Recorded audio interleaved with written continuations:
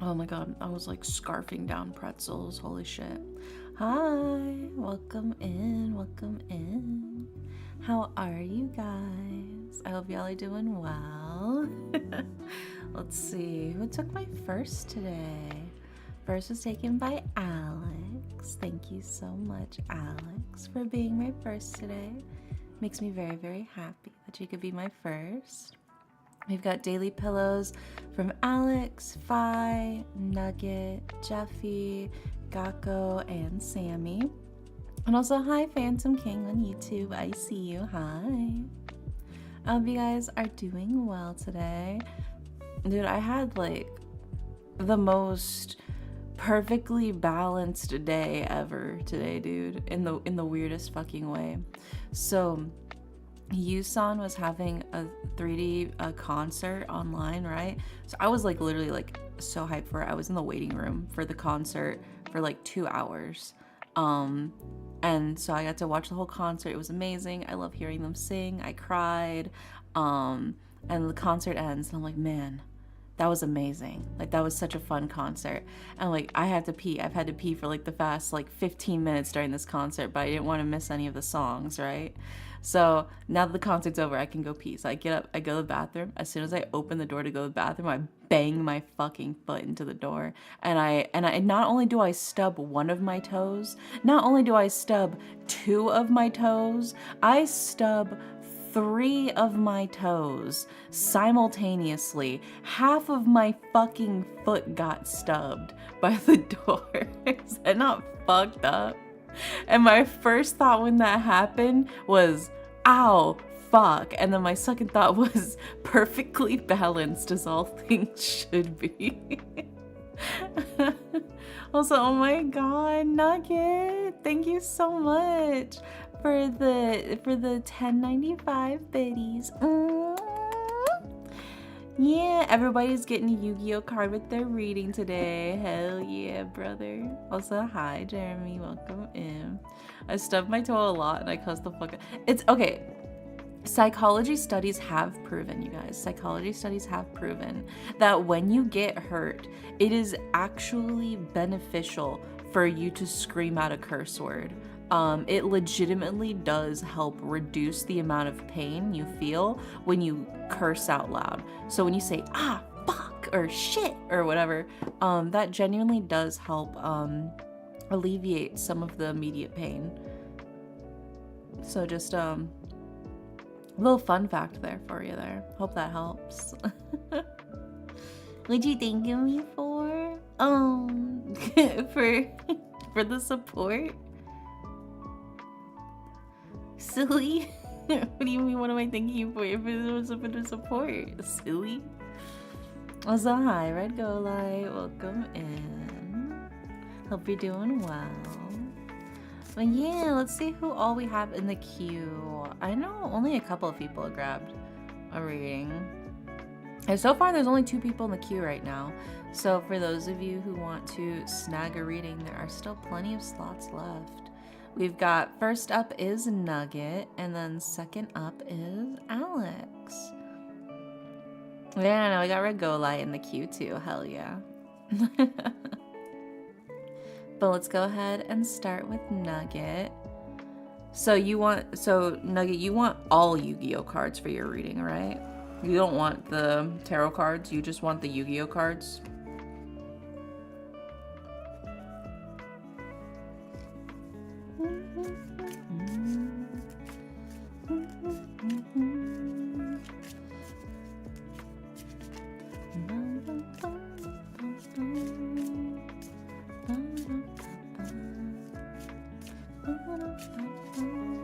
I want all of it. Oh, okay, you want everything. You want the full spread. I got you. With the 3 Yu-Gi-Oh cards then? Okay. I can never remember what your order is. I feel like sometimes you change it. Okay, my usual 3 tarot oracle. Okay, got you. All right, and then for your actual reading, you said surprise. Okay, so in that case, let's ask the cards what they feel like you need to hear right now. We'll give the cards the chance to just speak their mind. let's see what we got for you. Okay? But yeah, dude, I banged my toe this morning, or not even my toe, my toes this morning, and they're still fucking sore. I think I bruised them. That's how fucking hard I slammed them into the door. Times was tough. Yeah, it's okay. It's okay. You don't gotta worry about it. Also, hi, Guiar. Oh shit, Guiar, like I need that seasonal team rating. Welcome in, Guiar. Have my readings been decent for your team, Guiar? Because I know I've done a few of them for you. For your sports team. I don't know how accurate they ended up actually being in the end. 30 years the charm. Oh yeah, you're waiting to see if you'll win. I believe.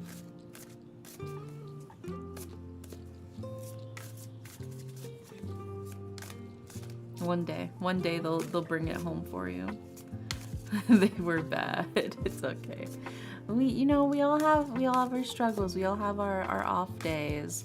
Some people have more off days than others, you know. Some people every day is an off day. Last time you told me to change teams. Did I? Damn, that's crazy. Well, let's see. We'll see if things pick up and get better for you then.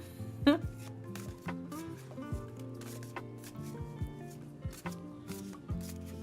let's see what we got for Nugget. We won a cup last year, thank God. That's good. That's good at least. Gotta bring something home to keep up your spirits, you know? Okay, now let's grab your Oracle card. I'm gonna scooch some shit around. I still have I didn't finish eating my pretzels because I had to go live. So my pretzels are just sitting in the corner of my desk menacingly.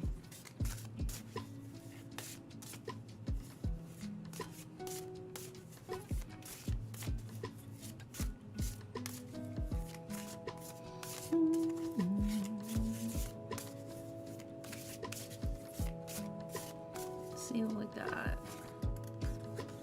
Okay. And now let's grab your 3 Yu-Gi-Oh cards to complete your reading.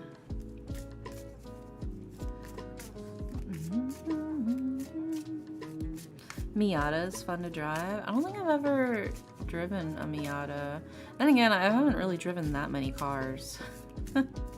Probably driven like 2. I don't know why I said it like, oh yeah, of course I would have driven like that's a possibility for me.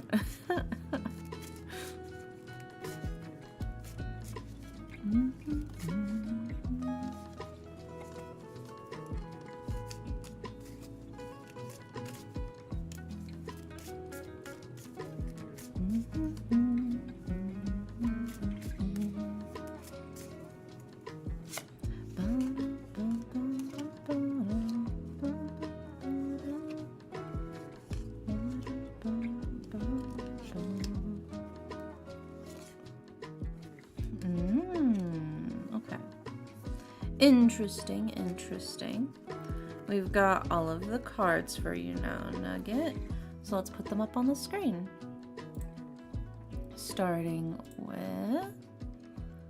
It's tight to sit in, but fun to play with. Oh my gosh. It sounds kind of lewd. Boom, boom. There we go. And then the next one we've got...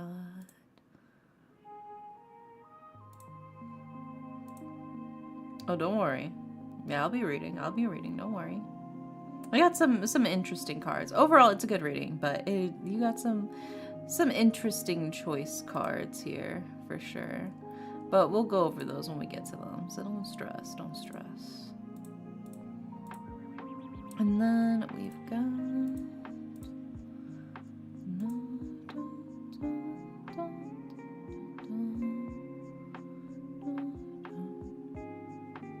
Oops, not wands, it's coins. Hi, Magikarp, welcome in. There we go. Oh my gosh, you're gonna pull some card packs. Oh, dude, I haven't pulled card packs in Pokemon in so fucking long, dude. I haven't even logged into Pokemon TCG Pocket in, like, God, like 2 months. We splashing, not much, not much. We just vibing, we chilling. It's the first reading of the stream. Hi, hi, yeah, hi, Spicy Palm. Sometimes I get Spicy Palm and Spicy Nugget mixed up in my brain. Hi, Palm. I gotta just start calling you by your second name. So I call Nugget by Nugget and Palm by Palm. Just omit the spicy. You're both mild season now. New Final Fantasy set for Magic the Gathering comes out tomorrow, or at least the pre-releases. Oh, that's so cool. That sounds so exciting. Hell yeah. Well, my fingers are crossed for you, Magikarp. But yeah, so let's go ahead and let's see what we got for you, Nugget. I asked the cards what they felt like you needed to hear right now. In order of left to right, we have the Chariot, we have the Queen of Wands, and we have the reverse Knight of Coins. And then for your Oracle card, we have Spring, like the season. And then for your Yu-Gi-Oh cards, we have Petite Angel, Chaos Sorcerer, and Paralyzing Potion. So, let's go ahead and start breaking this down for you, starting with the Chariot. I just watched your short about Hitalia and got anime convention flashbacks. Oh yeah, dude. I was an America and Canada shipper for Hitalia, 100%. I was one of the problematic shippers. So I know what people would say, because I'd tell them, oh yeah, America and Canada is so cute together as a ship. They're like, that's like literally incest. And I'm like, are you stupid? Oh, God. Yeah. I've been in the Yaoi trenches since like fucking 2010. It's been 15 years I've been in the Yaoi trenches, alright? I've seen a thing or two. I bet half of you don't even know what glomping is. It's okay. I'll save you from the experience, the horrors of the glomping tales. But anyways, so yeah, we start with that Chariot card right off the bat, Nugget. And the Chariot is a card of triumph, of victory, right? It's success. It's taking everything you've learned in your past, in your life, and you're achieving greatness with it, right? It's like, finally, God, after fighting for so fucking long, you finally triumphed. That's the Chariot card, right? And we follow it up with the Queen of Wands. And the Queen of Wands is warm, she's passionate, she's fiery, she's charismatic. It feels like very much like sensual. But also, this is also can be a card of creativity, right? The spark of your passions sort of being reignited here as well is something that can also help push you forward. And then, interestingly enough, we follow that up with the reverse Knight of Coins. And while the Knight of Coins is very honest and simple and hardworking, right? And it's reverse, it's kind of boring, right? It's kind of a little stagnant, a little bit static, not really moving too much, not really doing too much outside of its little bubble. Which is where it's like, hey, you know, be careful not to fall into stagnation. Which if you're talking about specifically like marriage and like love and things like that, I would say the key thing is to, you know, try not to fall into the possibility where you forget what it felt like the first like few months you were dating them, you know? Try to every now and then bring in a little bit of spark. Don't sort of settle when it comes to relationships, even if you are married. Just doing something small, something nice. You bring home flowers, or you get a little treat, or, you know, just like a little extra showering of affection on a specific day, just to like really keep the flame of that love alive, right? Don't sort of fall into the potential of the normal schedule, sort of letting everything sit and stagnate, because there's still plenty of opportunities for you to build an even stronger flame. All right?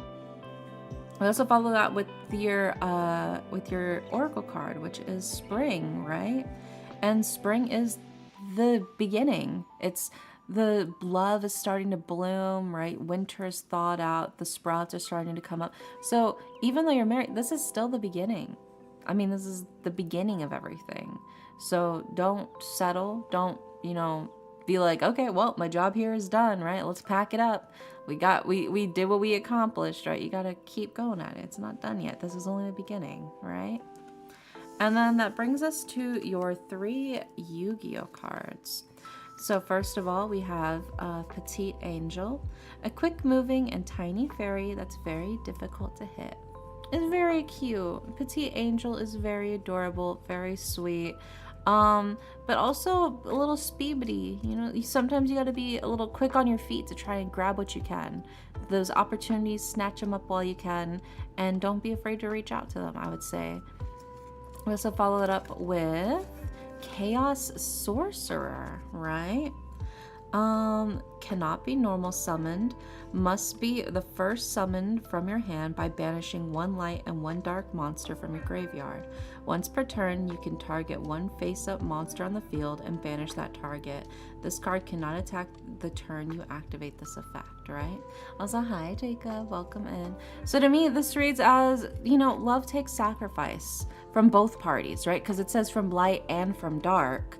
So there is this whole idea of things are not always going to go smoothly. Things are not always going to go super, super perfectly, especially if you start living together, if you haven't been living together, right? And you get married and you decide to move in together and start living together.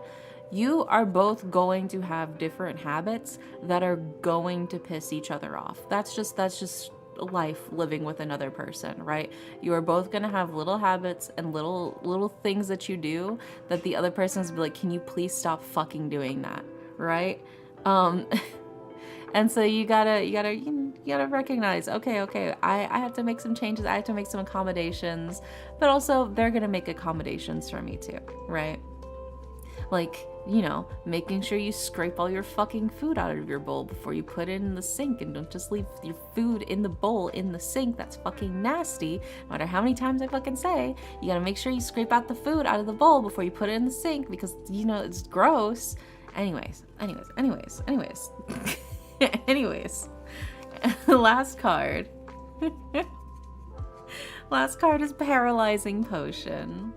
A non-Maship type monster equipped with this card cannot attack, right? In this case, it feels more like, sometimes it feels like maybe you go a little bit too on the defensive. You feel like maybe sometimes you freeze up a little bit. You feel maybe, as the name implies, a little bit paralyzed with the decisions that you can make and the things that you do, because you're not trying to step on any toes. You're not trying to do anything that would upset, but also it feels like because of that, you also don't do anything. You're like, if I stay real still, then I can't fuck up, right? And like, technically, yes, that works, but that's not the best option, right? Just staying still and hoping that you don't step on any toes isn't the best option. You're gonna step on each other's toes a little bit as you get familiar with each other, living in the same space and all that good stuff. The best thing you can do is just learn from it and adapt and, make compromises where things happen. Yeah. So I think that's sort of the key thing here is you gotta just keep pushing forward and moving forward with the relationship. This is still the beginning. Even if you've made big milestones in the relationship, overall, this is still the beginning of everything. Try not to lose that spark, but also this is the time to get sort of adjusted to everything while you're still in that honeymoon period,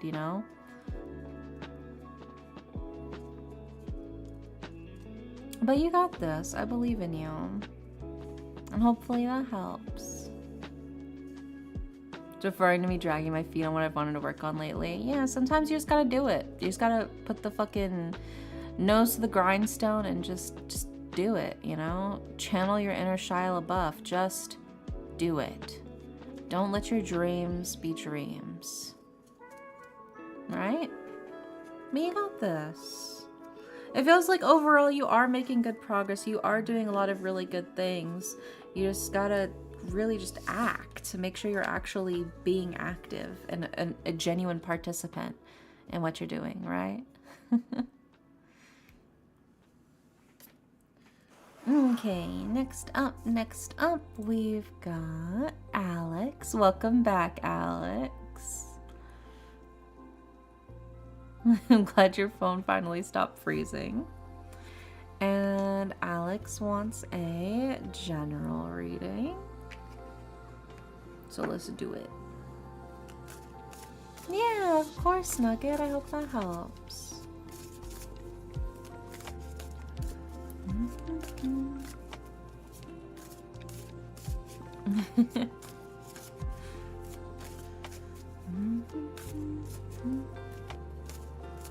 But I feel you though. I feel like sometimes when you have a lot of stuff on your mind, that too can also be a bit paralyzing because you don't even know which thing to start on and which thing to do first. And then it all kind of like accumulates and you're just like, I need to work. And then you don't do anything at all as you see it all pile up. That is the paralysis of choice. When you have too many options and too many things you can do, that can also be almost a bit debilitating in where you should go and what you should do.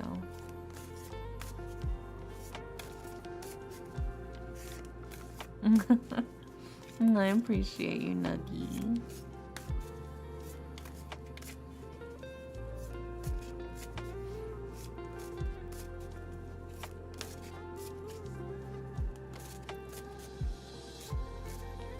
Yeah, my biggest pit is that I'm overthinking. Is the edit gonna be banger or is it gonna be shit?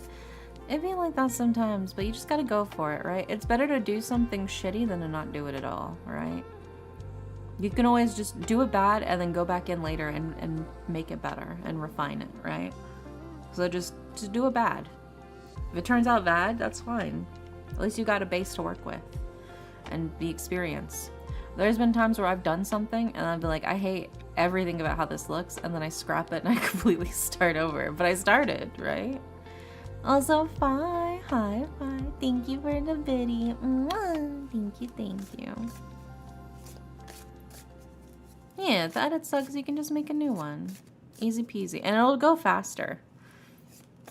I think that's the thing a lot of people don't realize is when you fuck up the first time making something, the second time, sure, yeah, you have to start over, but you're gonna be way fucking faster at it the second time than you were the first. So if you fuck up and you have to restart, it's not even that much lost time that you have to make up because you're gonna be way faster anyways. So don't stress too much about it. You got this.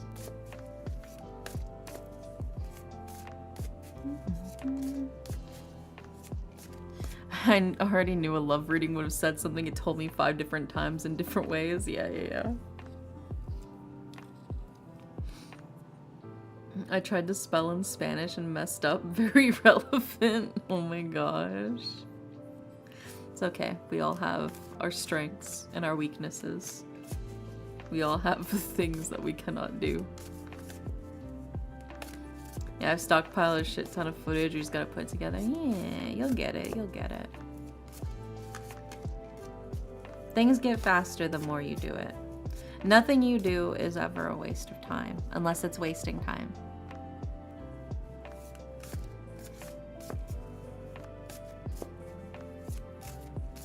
Because even your failures can be used to build you up, you know?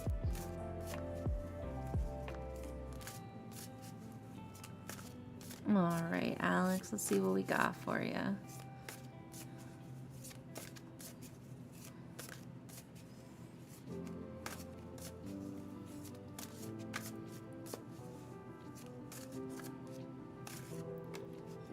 For abusing my shortness? Like her shortness or your shortness? Who's the short one out of the two of you?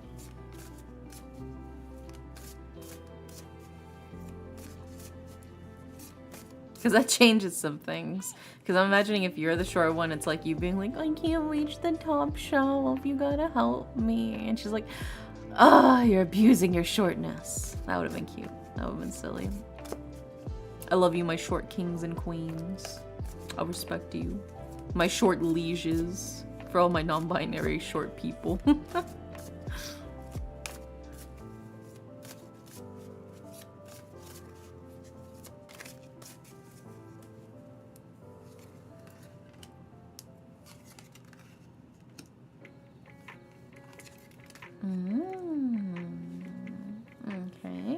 And now let's grab your Yu-Gi-Oh card, Alex.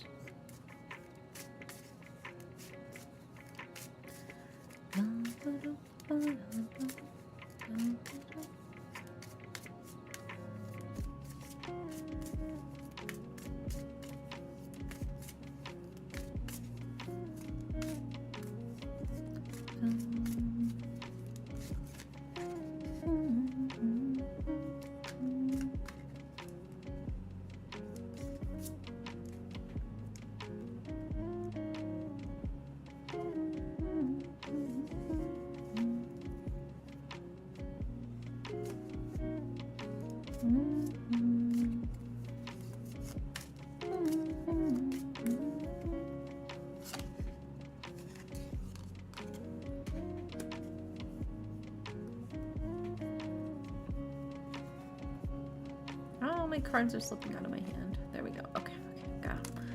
And then I gotta pull up the actual description for this one because this is one of those anime ones.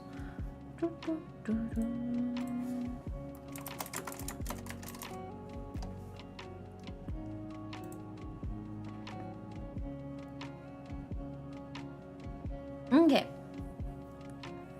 We got all of the cards for you. Also, hi, Ren. Welcome in. So let's go ahead and put them up on the screen for you, Alex, for your general reading. Starting with...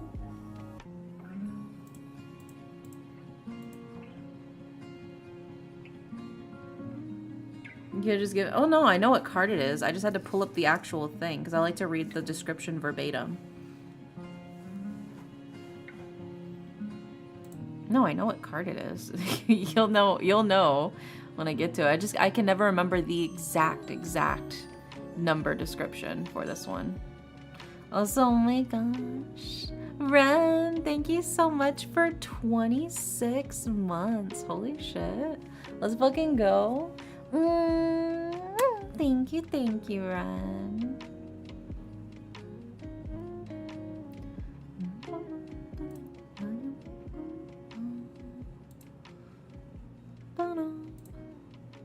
Wait, so she's mad she messed up your promo game? I think I missed it. Oh.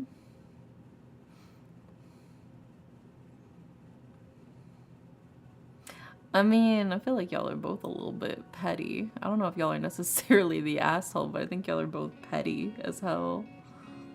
I'm assuming it's just teasing, though.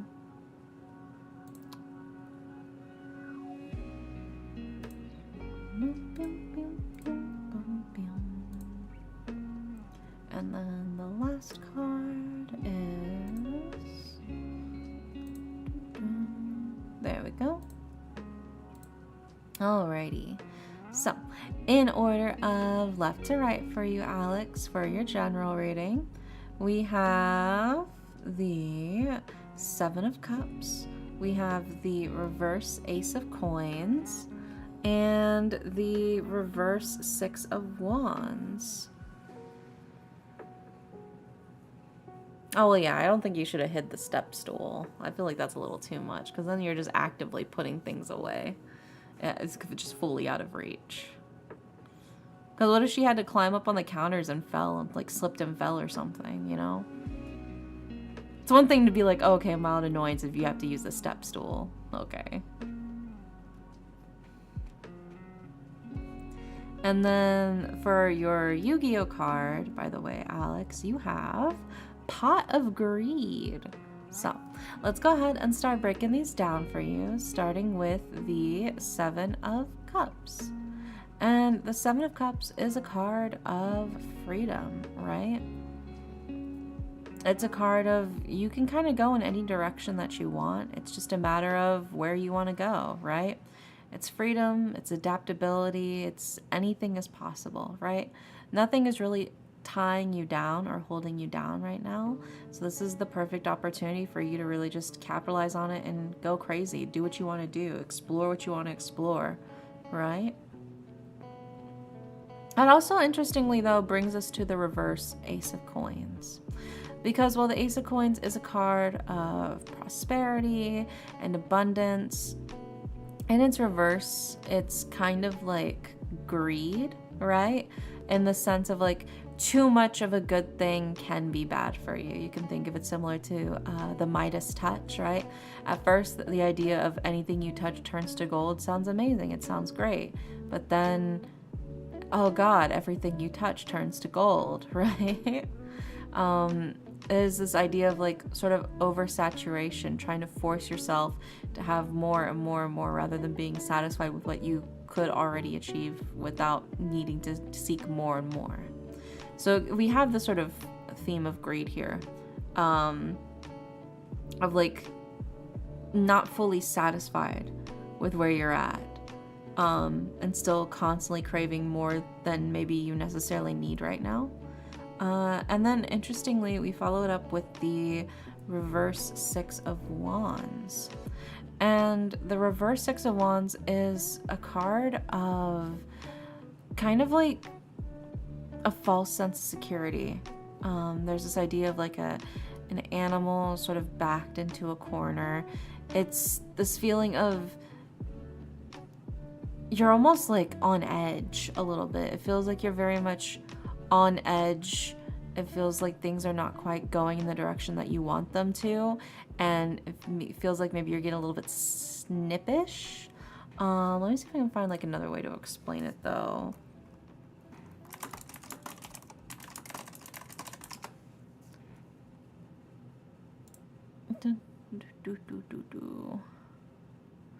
But it is like the feeling like maybe your own sort of ego is getting in the way of enjoying the things that you already could have, right?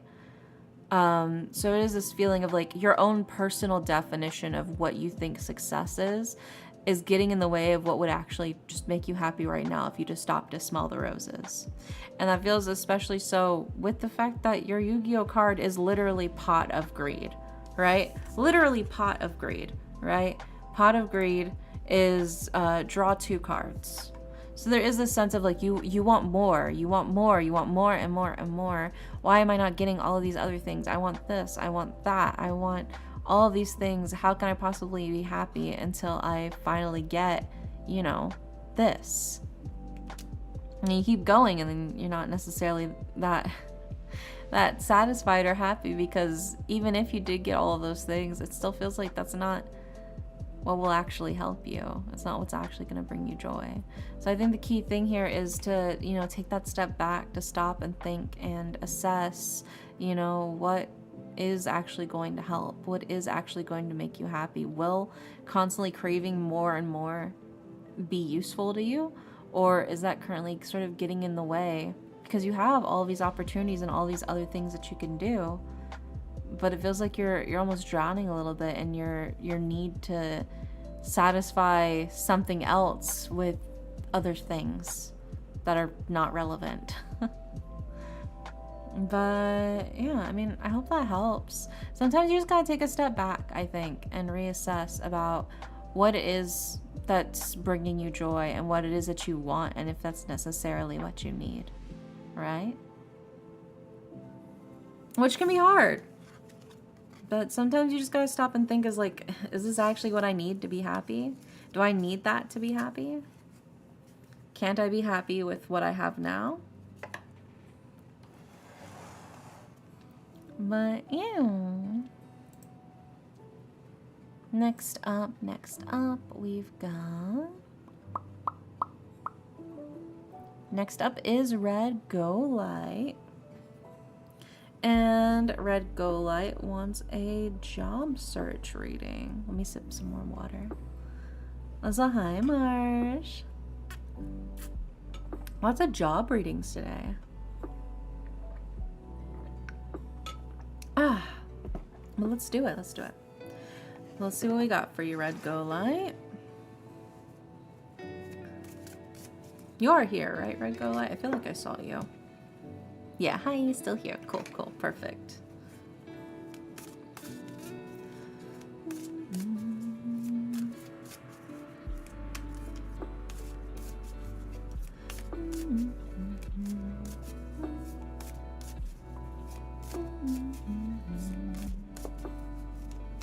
Also, hi, Wizard. Welcome in.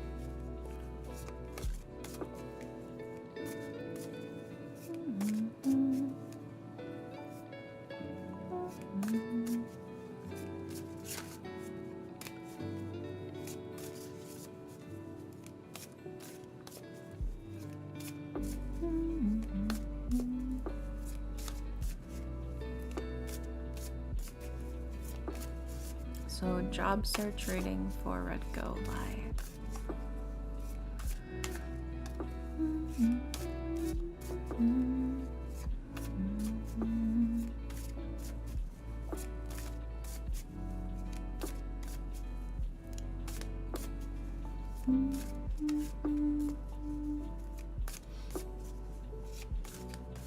Oh, also, you guys, next week we're gonna be playing some more Yuri. Some more lesbian romance. I got an email from a visual novel called A Tithe in Blood. It's like a dark modern fantasy Yuri visual novel. So I'm hyped. We're gonna get to see more girls kissing. But we'll be playing it when the game officially comes out, because the game's not out yet. It comes out on the 16th. So I'll be playing it that Friday. So next Friday, not this Friday. But I'm hyped, dude. I love more lesbians. Anything for more lesbians.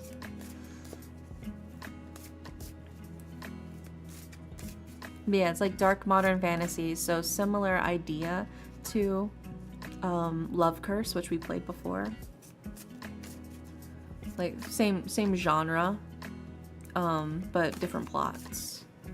So I'm excited for the plot. I was skimming through it, and then like the people who helped work on this, like one of them helped work on Katawa Shoujo, which is wild, which I've played. I don't know if you guys have played Katawa Shoujo. Banger. And then another one also did Highway Blossoms, which was a really cute Yuri visual novel that I played not too long ago as well, that I really enjoyed. So I was like, oh my gosh, I recognize things that they worked on before. That's so crazy. So I'm very hyped for it. Yeah, Katawa Shoujo is legitimately a really, really fucking good visual novel. I think a lot of people are kind of like, what? Whenever you hear what it's initially about, but then you actually play it and you're like, wait, why is this really heartwarming and sweet? I thought this was gonna be cringe, but it's good. Do you have a favorite girl? My favorite, I don't remember her name. The girl with the burns. She was my favorite. But I did also like the artist girl a lot too. But also the runner girl was sweet too. But the girl with the burns was my personal favorite. I really liked her root. She was really sweet. She was just so sweet. And she was cute too. That also helped. She was very cute. But all of the girls were really just complex and just really intriguing, and I really enjoyed Katawa Shoujo.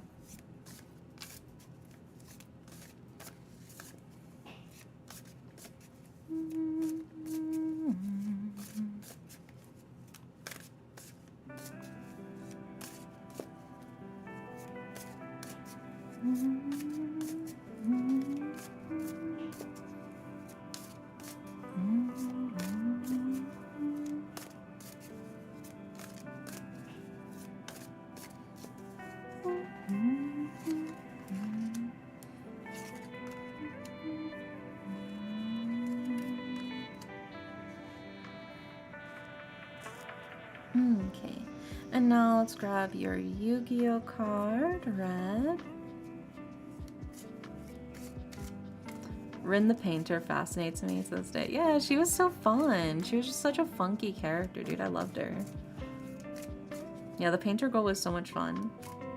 I did also like how much all of them were just very determined to pursue things that were very, like, normally in those situations you would just, like, move on to find a different hobby, right? I need to play it. You should play Katawa Shoujo. Genuinely, it's so funny. Because, like, the girl who's the runner, she doesn't have any legs. And then the girl who's a painter, she doesn't have any arms. So it's just like, there's just something very, it's pretty funny. I know I've told this story before, but like one time, so I was like moving out of my old apartment. This was like several years ago. And I fell down the stairs, right? And I landed on the ground and I fucking banged my head on the concrete, whatever. I stand up and my vision goes black. I go completely blind for like at least 15 minutes of just being completely blind. And my first thought when I went blind is, oh fuck, I'm not gonna be able to do digital art anymore, because how the fuck am I gonna see it? I need to think of a new hobby to pick up. Literally my first thought is, what is my new hobby gonna be now that I'm blind?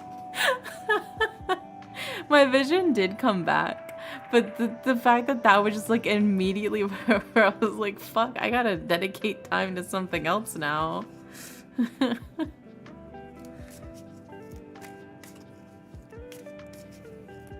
It was crazy.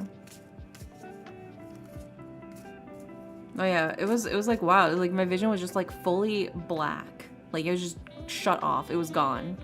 And I was like, weirdly, I wasn't that panicked about it. I was, I think, weirdly calm. I was like, well, it is what it is, right? Like, I think which is kind of how I was in my head when it happened. And so my friends had saw, so they like called for an ambulance for me to take me to like the ER because I just fallen down a bunch of stairs, fucked up my ankle severely, and now was telling them that I was blind. So we're like sitting on the steps waiting for the ambulance, and then as we're waiting for the ambulance to get there, I slowly see my vision start to come back. I see, it starts off first, I start to see like a little bit of red from the, like there's like a bright red car that was like parked outside in the parking lot, right? And then once that red car starts to come into focus, then I start to see like the green grass, and then I start to see everything else start to come into focus. I'm like, oh hey, I can see again, thank God. Oh, I was worried I was gonna have to pick a new hobby. Dude, that was terrifying. And then when the paramedics arrived, they put me on like the little stretcher, right, and loaded me up into the back of the ambulance. And they put like this like ice pack over my ankle too, and that's pretty scary. Yeah, and I like looking back on it, like I feel like I should have been way more scared than I was, but I think to both the better and for worse, I am very, very painfully go with the flow, right? So no matter what kind of gets thrown at me, I'm like, well, I gotta make it work, right? I just gotta go with it. This is how it is. So yeah, I'm in the back of the ambulance now. They're like driving me to the hospital. They got like the ice pack on my ankle, and one of the paramedics is in the back with me. He's got like his little clipboard, and I'm like looking over at him. I'm like, do you think I have a concussion since I slammed my head on the ground and temporarily went blind? And he was like, well, you don't sound like you have a concussion. I was like, oh, cool. And then I went, you want to see a magic trick? And he kind of blinks for a second and he goes, yeah, sure. What's your magic trick? And I go, if you lift up the ice pack on my foot, it gets bigger. And he lifts up the ice pack, and my ankle is like doubled in size because of how much it swelled up. And he goes, yeah, it did get bigger.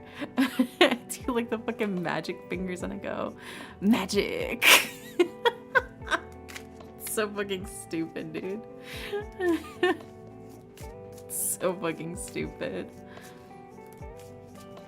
Anyways, that was my first and only experience with an ambulance. At least the paramedic had a good time. I was born to be an entertainer, baby.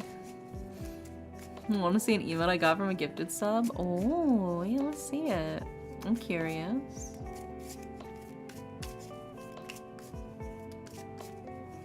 Oh my gosh. Sheesh. That sounds like you got a concussion. No, I didn't. I didn't. You would think that meant I had a concussion. No, I'm just built like that. No, because whenever we got to the hospital, they like did like a scan on my brain as well as like on my ankle and stuff. Because I told them like I fell and that I temporarily went blind. So like, oh well, we better like do a brain scan on you, make sure like you didn't fuck up anything in your head and you didn't get a concussion, right?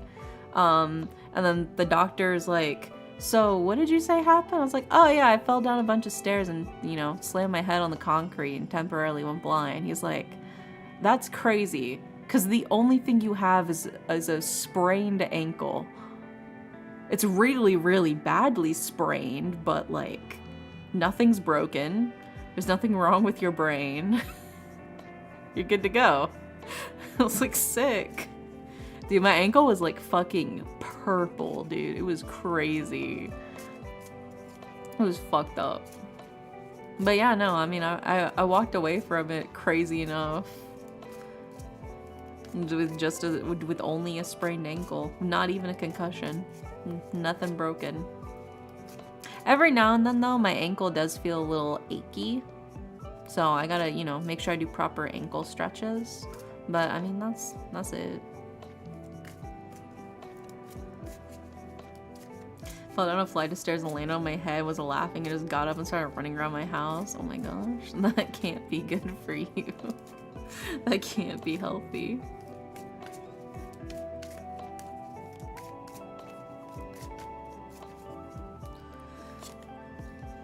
Yeah, it's crazy how shit just be like that sometimes. You're like, well, it is what it is. And then we gotta pull up. This one is...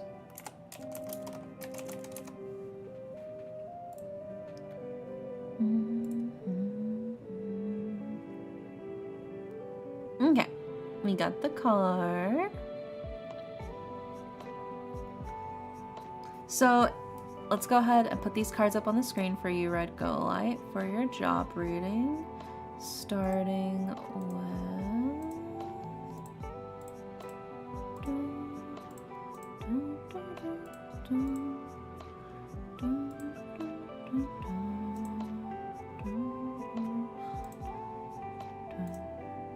Thank you for the headpats. I appreciate it. And then the last card is...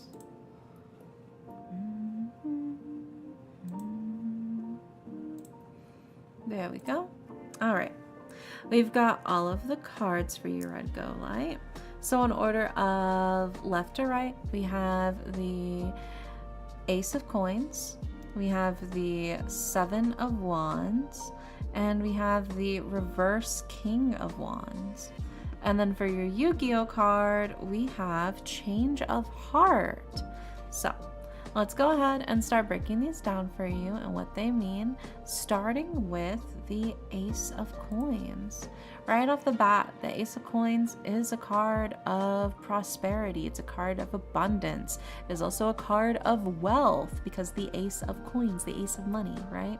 So this feels very good. This feels very, very good for a job reading. This feels like there's some good things happening, some good things brewing, especially in terms of financials, right? Could be a good opportunity, right? A good pay at the very least. A decent way to make money, if you will. We also followed up with the Seven of Wands.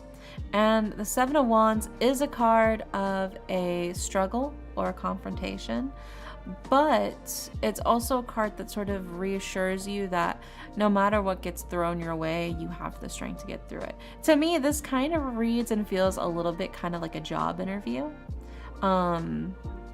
In the sense of you're kind of fighting to prove yourself in your position and why you deserve to, you know, get this pay and to get that Ace of Coins, right? So there is very much that sort of sense there of there is struggle, but it's worth it and you will get through it. And then finally, we've sort of round that off with the reverse King of Wands, which is somebody who has a lot of walls up, somebody who is maybe afraid to sort of show where their true passions lie. The heat's kicking up a lot, and maybe you're scared to sort of let who you are show through, which I think is very common when it comes to people who get job interviews and stuff like that, right? Is this whole idea of like, I have to hide who I really am. The job can't know who I am as a person. But I think there are certain elements from your own real life that you can bring forward to set you apart from the rest of the applicants who are also trying to get this job too. I think you have certain things about you, Red, that you can certainly use to your advantage that maybe most people wouldn't think about using. But I think rather than trying to hide your passions and your interests, it's better for you to fully utilize them, especially in terms of like helping you stand out in a job sense, right? And then that also brings us to your Yu-Gi-Oh card, which is Change of Heart. Target one monster your opponent controls and take control of it until the end phase. And Loki, for me, the best thing like this that immediately comes to mind when I think of and I hear this card is dig a little bit into your job interviewer, the person who's interviewing you. Bounce off of their energy. You want to try to match their freak, right? Because they're the ones making all the notes about whether or not you should get the job, right? The interviewer. So, you know, see what interests you have that match, you know, bring up conversations that can sort of help you bind some ties together, things that you have in common, because that's going to help you stick out a lot better in their mind as well. When they go to think of you, they'll think about the things you were talking about. Oh, they have so many common interests with me, blah, blah, blah, blah, blah, right? I think that's also something that you can utilize for yourself, right? Use the company's own shit against them to secure your role, right? This can also be in the sense of researching the actual company website. What is their mission statement?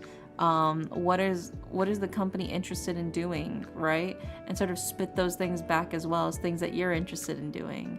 You have to become a very beautiful, sexy mirror during the job interview and reflect back what they want to see, right? That is your key thing here. And the best thing you can do to do that, to be that sexy mirror, is to look at your opponent. Your opponent being the job, your opponent being the interviewer, and seeing what all you can sort of grab a hold of, you know? What all you can utilize. And I think if you do that, it'll give you a much better shot at really showcasing the other things about you that help you stick out, right? It can be really scary, I think, to apply for jobs, especially interviews. But there is the idea of like sort of fake it till you make it. Keep that confidence up. Pretend like you know what you're doing. And be surprised how far you can get if you just pretend like you know what you're doing. People eat that shit up. If you look like you know what's going on, people usually just believe you know what's going on. It's crazy. It's crazy. But it's true. And I think sometimes that's just the best thing you can do. And also, dressing up for the occasion is a huge confidence booster psychologically. Taking the time to put on your proper clothing for the interview, getting dressed up in a way that gives you that confidence as well, is going to also be immense. Also, thank you notes. Writing a thank you note to the interviewer, also big. They don't ever tell you this.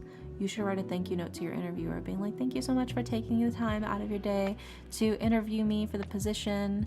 I'm really excited at the potential prospects and can't wait to hear back about like next steps for things regarding this interview. Have a wonderful day, blah, blah, blah, blah. Insert name here. Bam. Helps immensely.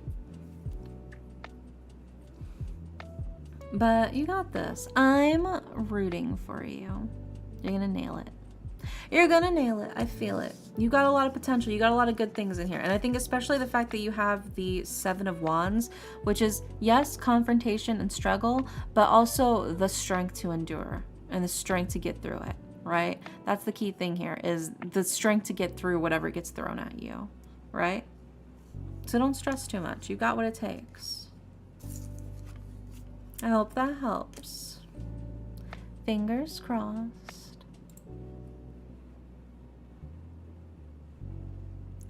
Next up is Guiar. Yeah, of course, Red Golite. I really do hope that helps. Right, and Guiar wants the team rating. Let me sip my water.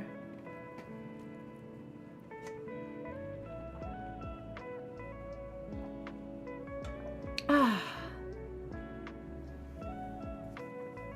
Nice and hydrated. Oh my gosh. Mova, hi. There's your little kissy, Mova. This is the year. You're like, please, please let this be the year. Please. Let's see what we got for your team this time, Guiar. I'm hoping it's a good reading. I really don't want to tell you shit's gonna suck again this year. Let's see what we got for your sports team this time.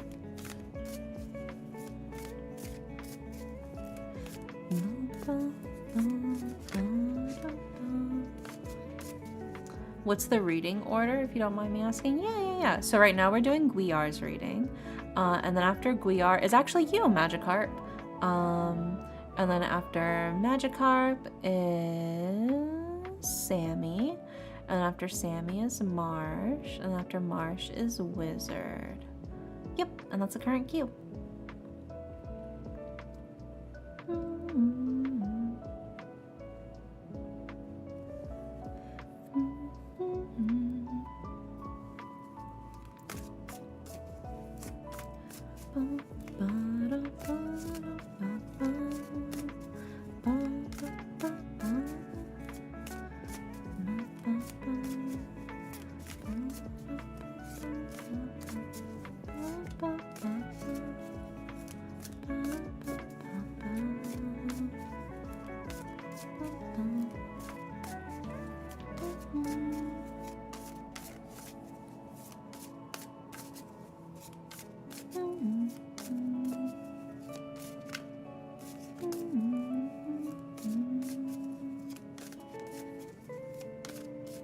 Let's see what we got for your sports team, Guiar.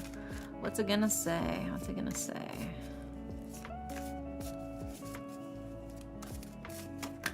Ooh. Let's put those back in.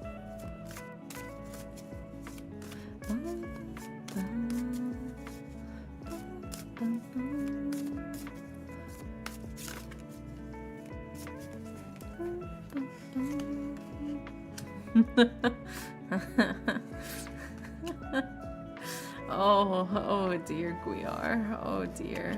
Oh dear, Guiar. Alright, let's grab your Yu-Gi-Oh card. Let's see if your Yu-Gi-Oh card helps at all. By the way, Dara, thoughts on the Switch 2? It looks so clean, but I'm holding on a bit longer in case they have a Pikmin or a Pokemon version around when the new Pokemon game releases later this year. I'm too poor for the Switch 2. That's my thoughts on it.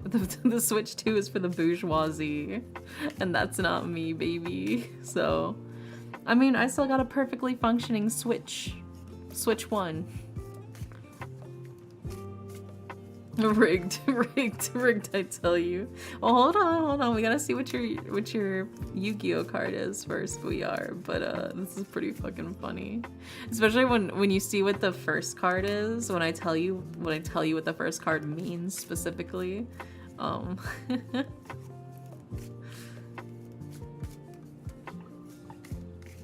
yeah, I mean, I doubt I'll be buying the Switch 2. Like, it's fine, but like, there's just nothing in it that's really necessarily drawing me. And I'm not really the type of person that needs to have a bunch of consoles. Like I said, I have perfectly functioning Switch 1.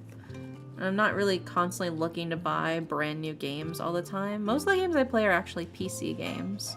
I usually play visual novels, so I don't really need super high-tech things to play my visual novels. So this is not really a personal console that I'm like, I need to have it. There's like a little bit of FOMO because I see everybody playing like the Mario Kart and all that stuff, and that looks fun, but it's like, I'm not paying $100 something for Mario Kart and another like $600 for fucking the actual console. Like, it's not... that money could be spent on way more things for me than one game and one console.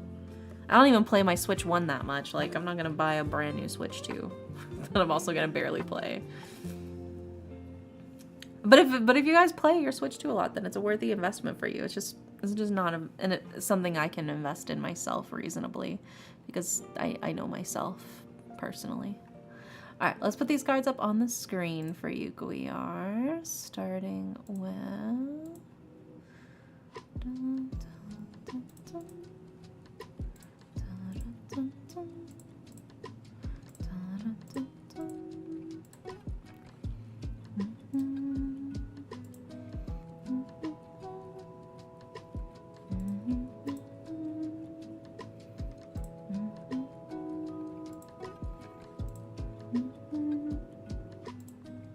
And then we've got...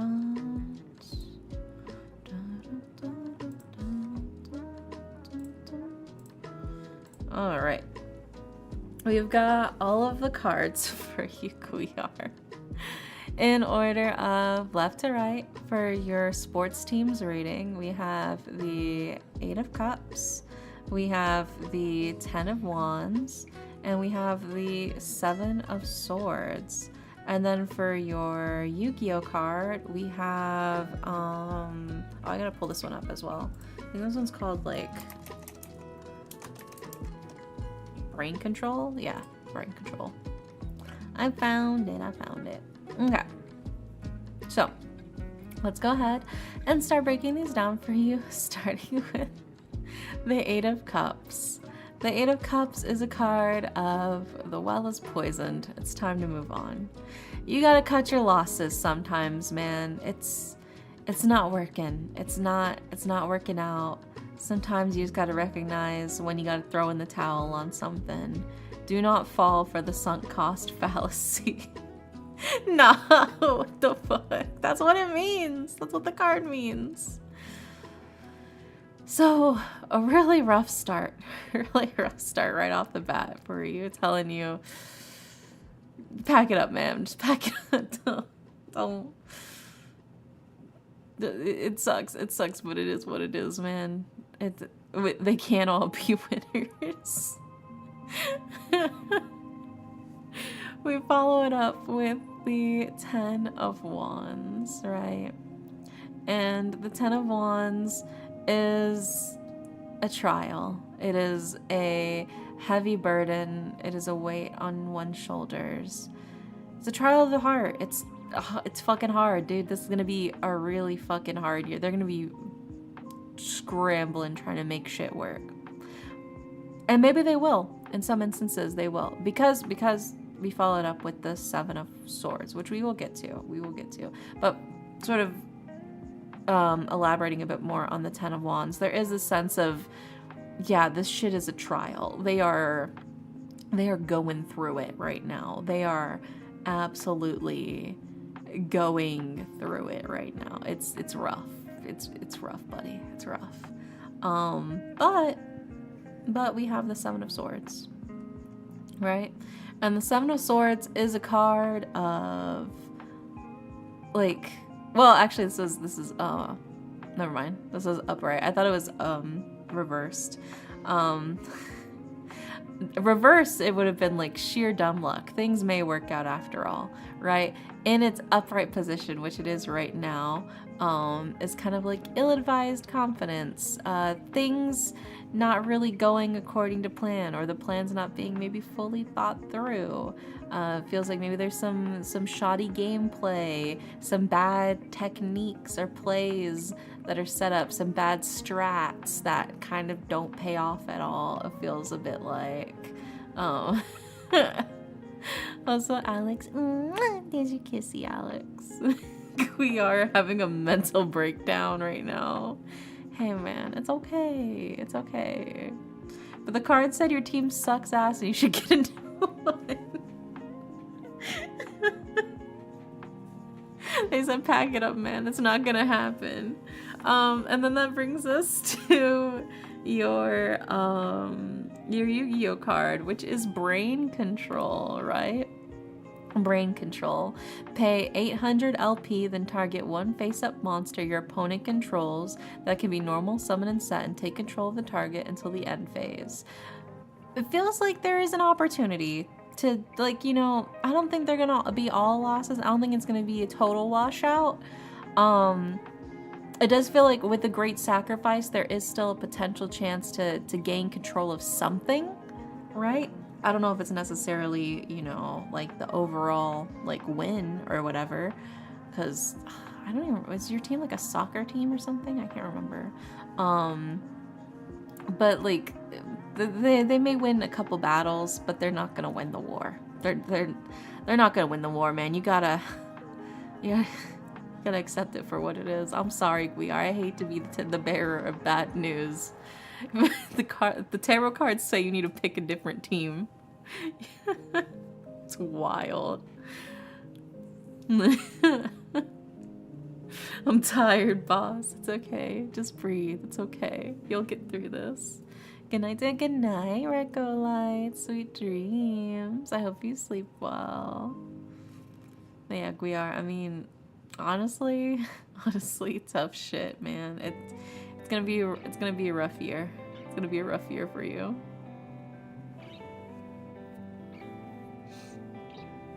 Well, you know what they say, 4 times the charm. At least I feel like this goes to show your loyalty and your dedication as a person. That even when a team sucks ass, you will always be there for them, to cheer for them and hope for the best. And I can respect that from you. I think that's a very noble thing of yours, that you are determined to keep believing, no matter what, you know, the world or facts or the heavens above may say. You refuse to give up and quit on your team, and I think that's beautiful. I hope they prove me wrong. I hope they win. The cards say it's not gonna happen, but I hope they win. I hope I'm wrong. There you go. Fingers crossed for you, Guiar. I think your love for your team is beautiful, and I hope that love changes their fate. We sold our souls to win in 2019. One day. It's interesting you have the errata of brain control. I know, nerd moment. Oh my gosh. But yeah, you got this. My fingers are crossed for you. But yeah, maybe don't get your hopes up too high. Don't go placing any monetary bets about your team's win, you know? I don't think it'll be in your favor if you do. Go, excuse me. Good night, Guiar. Fingers are crossed. I hope things get easier for you. Okay, next up, we've got Magikarp. And Magikarp wants a reading for how the Magic card packs will go tomorrow. If I luckily can find any. Let's see what we got for you.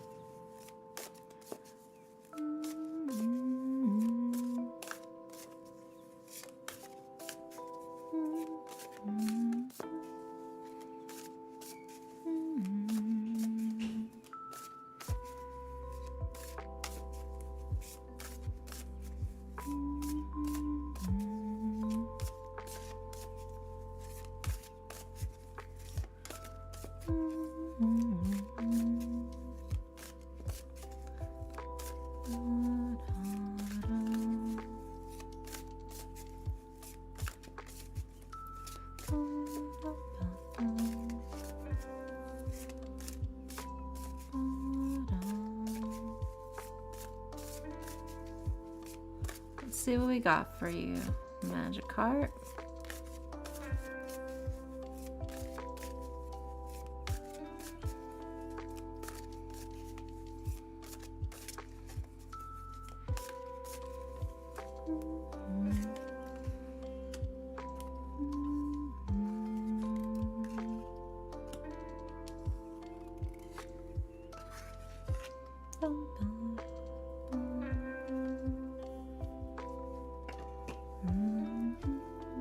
Let's grab your Yu-Gi-Oh card.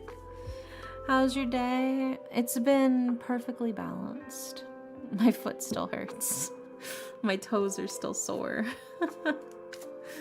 But it was still a good day. Also, hi Leonix. Welcome in. How are you? I'm good. I'm good.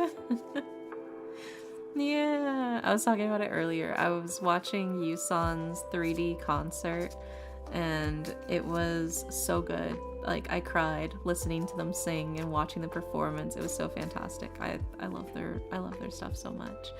And then the concert ended and I was just like, you know, like that feeling whenever you get out of like a concert and you're like, whoa, like you're still like a little like emotionally like, whoa. And I had to pee for like 15 minutes. I went to the bathroom, and as I went to the bathroom, I banged my foot so fucking hard on the door. I think I bruised like 3 of my toes. So both the highest high and the lowest low felt within 15 minutes of each other.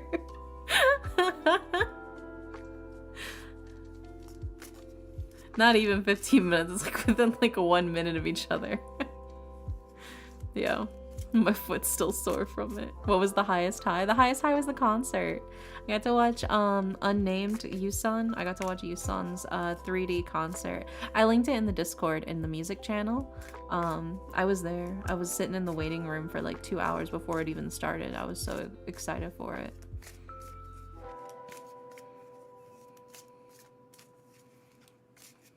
It was so good. And then I bruised half my foot afterwards. But you know, it is what it is.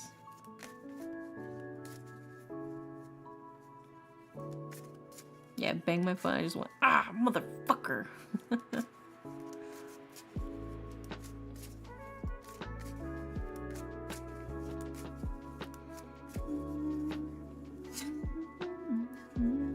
Oh, it's an interesting Yu-Gi-Oh card to get for this reading. Okay. Honestly glad I'm single now. Yeah, it gives you some breathing room to do your thing. Alright, let's put these cards up on the screen for you, Magikarp. Starting with...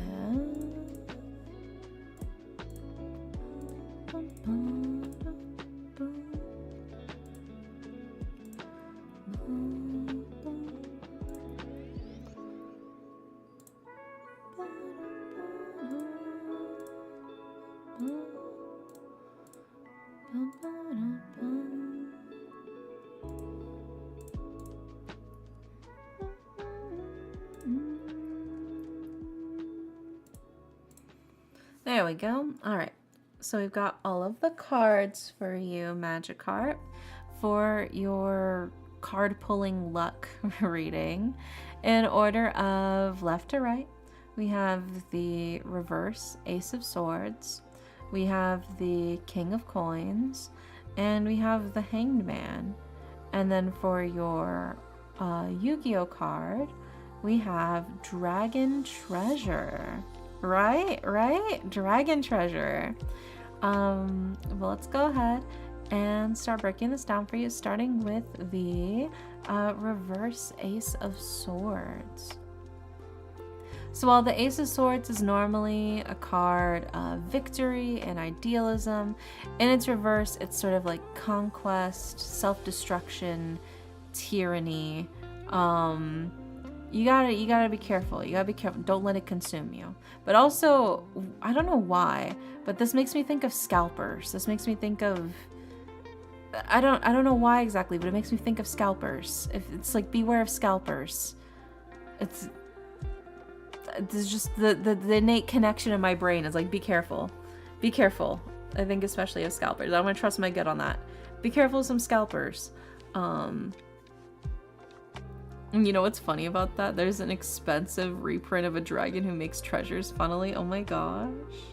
That is pretty funny actually. And then we followed up with the King of Coins, right? And coins, money. But the King of Coins is a card of security and stability, but also experience that yields wisdom. In this sense, to me, it feels like you know what's best for you. You know where it's probably the best place for you to go, the best way for you to do things. I would say trust in your knowledge and your experience to get things done, especially if you're trying to acquire the cards in the first place. But also know your limits, right? Don't push yourself too far. Find a secure, stable amount for yourself. Don't go too hog wild. Don't go too crazy, right? Let's not get too carried away. And then we also, again, we followed up in the similar sense with the Hanged Man, which is a card of self-reflection. Taking a moment to think and reflect and, you know, let go of the things that are holding you back. So again, it's a sense of like, be careful not to go too fucking wild with things and get too carried away. Know your limits, you know, don't spend like $500 at a scalper trying to get the cards or whatever, or buy like 50 packs because you think you're gonna break it rich or whatever. Be responsible. be responsible with your card packs. But then that also brings us to your Yu-Gi-Oh card, which is Dragon Treasure. A dragon type monster equipped with this card increases its attack and defense by 300 points. To me, this feels like knowing your limits and trusting in your own ability within the confines of those limits is going to be much more rewarding for you than trying to, you know, blanket grab as much as you can and, you know, pull through. Because, I mean, it could be, it's the idea of like, you could pull, you know, a 20, right? You could do like a 20 pull and you'll get the 5-star, versus you pull 100 times and you got the 5-star in that first 20, but then the next, you know, 80 pulls you didn't get anything. It's like, it's that same principle, I think, of like limiting yourself so it feels more worth it rather than trying to be like, well, I got in the first 20, let's keep going, let's see if I get more and more, and then maybe you don't. You know, know what you got going for yourself. Know your limits. Don't overpush yourself. Don't overstretch yourself. Be careful of scalpers. I feel like that's the main thing that like keeps jumping out at me. It's like, be careful. But I do feel like you will be rewarded. Just try not to go crazy searching for more and more. Take what you can get and enjoy what you win. And try not to look too hard at the grass that's you think is greener on the other side. All right? And just have fun with it. That's the whole point of collecting cards anyways. It's supposed to be fun. It's supposed to be enjoyable. Also, hi, Seth. Welcome in. Hope you're doing good. But yeah, I hope that helps. Fingers crossed. Okay, next up, we have... Next up is Sammy. Okay, I won't drop 500, only $499.99. Yeah, okay. Now you're thinking. Now you're thinking clearly. Alright, Sammy, are you in here?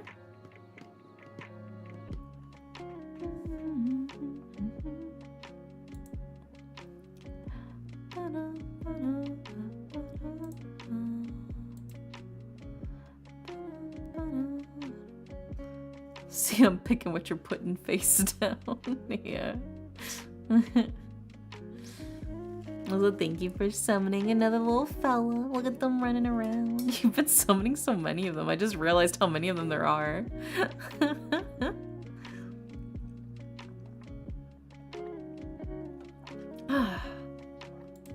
Alright, is Sammy here? Sammy. Are you in here, Sammy?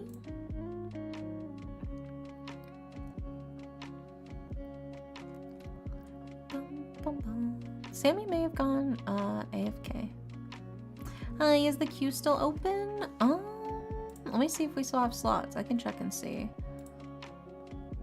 All of the slots are technically currently taken, but we're going through them right now. Some people tend to disappear. Like one person I think has disappeared right now, so we're skipping them for now. And if they're still not here when we call them again, then there will be a free slot for people to potentially snag. So maybe. But okay, so we'll skip Sammy for now because I don't see Sammy. Next up we have Marsh. And I know Marsh is here because Marsh just summoned another Shimadere. Sammy? Sammy the gamer? Yeah.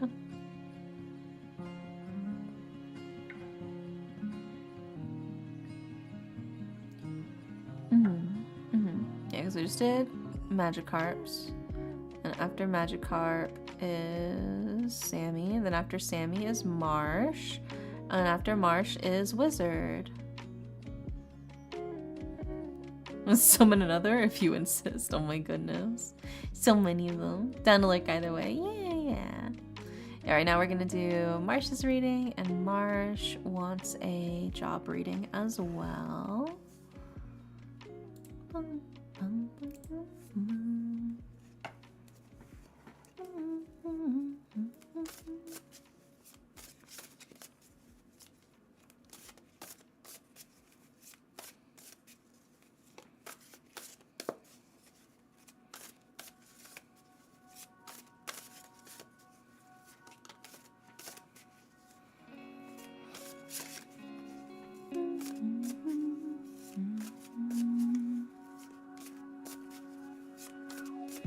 Let's see what we got for your job reading, Marsh.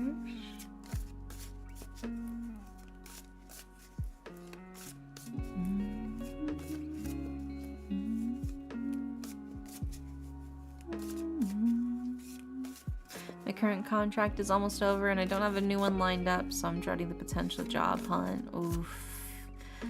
Oh, those are always so rough, going in between contracts and stuff like that. I feel you. Like when I used to work a contract job and then I got furloughed, so you have like 3 months where you basically have to wait before you can reapply for that contract again. Sucked. But I believe in you. Let's see what the cards got to say. Maybe they'll give you some advice, some tips. But first thing to do, breathe, you know, deep breathe in. And breathe out. Right? When you get really, really crazy anxious, the best thing to do is just focus on breathing. That's something within your control and something you can do right away is just focus on your breathing, right? And then once you feel like you've got your breathing better under control, then you can start thinking about actionable things you can do, right? Which would be, you know, updating your resume, you know, updating your LinkedIn profile, and looking around for potential jobs, right? You can still start looking now, even if your contract's not over yet, right? Getting all of your information on your resume fully updated, that's something you can focus on as well. Just little baby steps of things you can do for yourself makes it a lot easier to tackle. Let's see what the cards got for you, okay?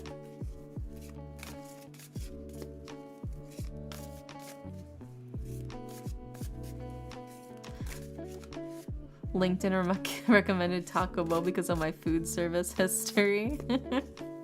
Yeah, I feel you. I've got a lot of customer service history, so it's always recommending me like cashier jobs at like Albertsons and like Kroger and like Walmart and stuff like that.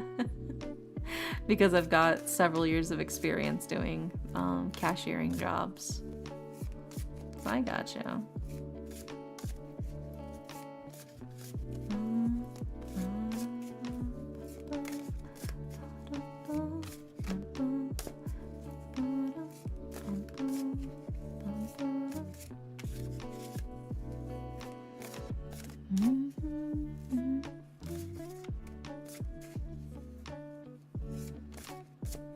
Never want to work customer service again. Yeah. Dude, customer service sucks so fucking hard.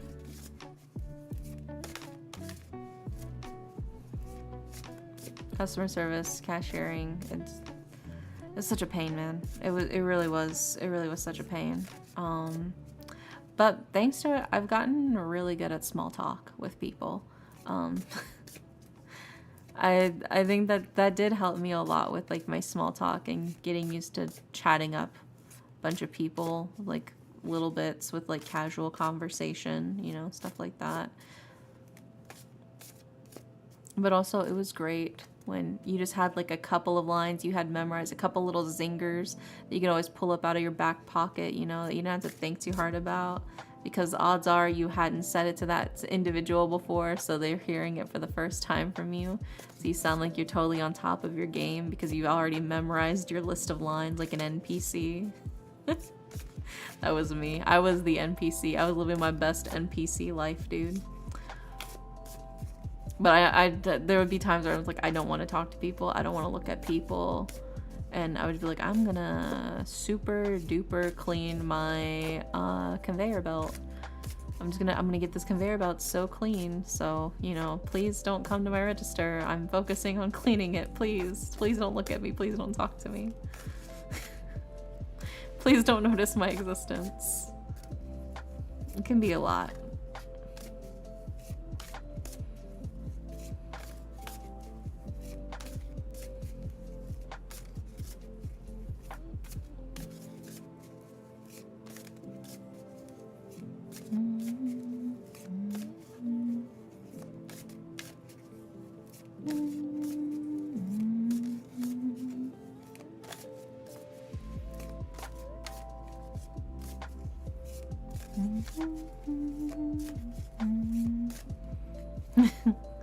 The weather has been foreboding. Sure hope the president doesn't become ill. NPC. Yeah, that's the type of fucking lines I'll be saying.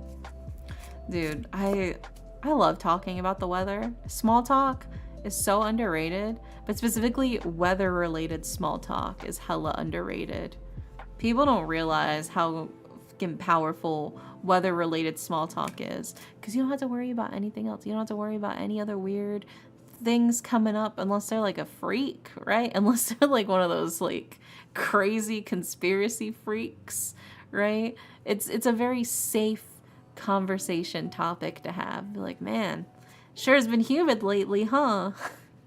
It's crazy. All those clouds in the sky. Oh, it's been getting hotter. Oh. Which, boy, I'm sure I'm ready for that true summer weather, am I right? Been raining like crazy. It's gonna flood everything, you know. That was me. I'm the weather boy.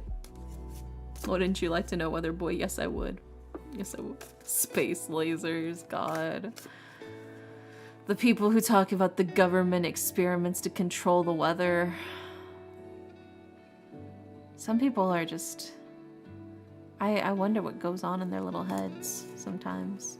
It's crazy.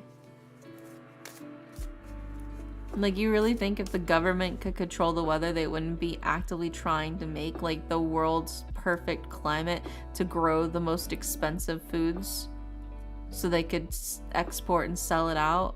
Like, you don't think if we were able to, we'd be growing our own vanilla bean? Do you know how expensive vanilla beans are, right?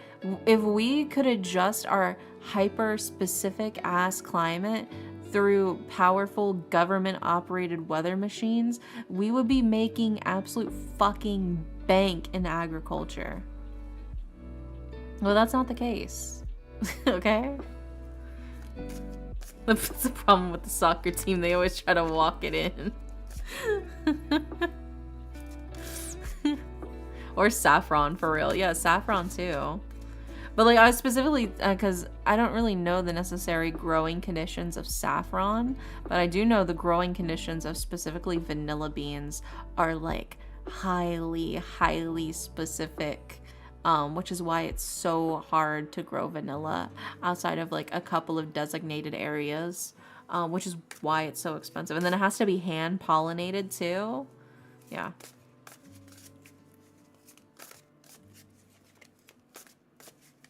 That's what I'm saying. If the government could control the weather, they'd be utilizing the fuck out of that, dude. Are you kidding me?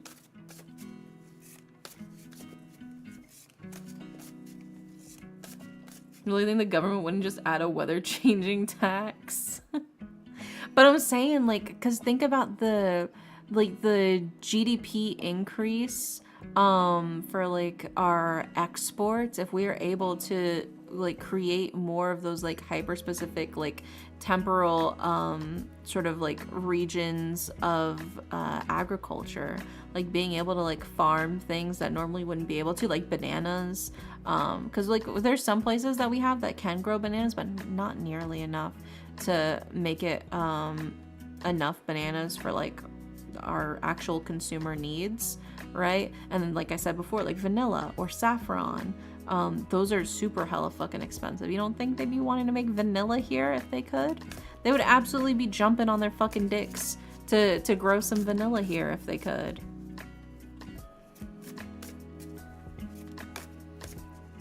Imagine if we just ate the rich. Oh yeah, yeah. I think about it all the time.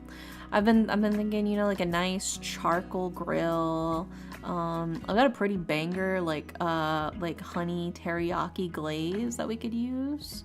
You know, I've been thinking a lot about it, but I think that like the nice charcoal flavor will really impart some excess sort of like distinctness to really cut through all the fat that they got going on there. You know, make it less a little less rich.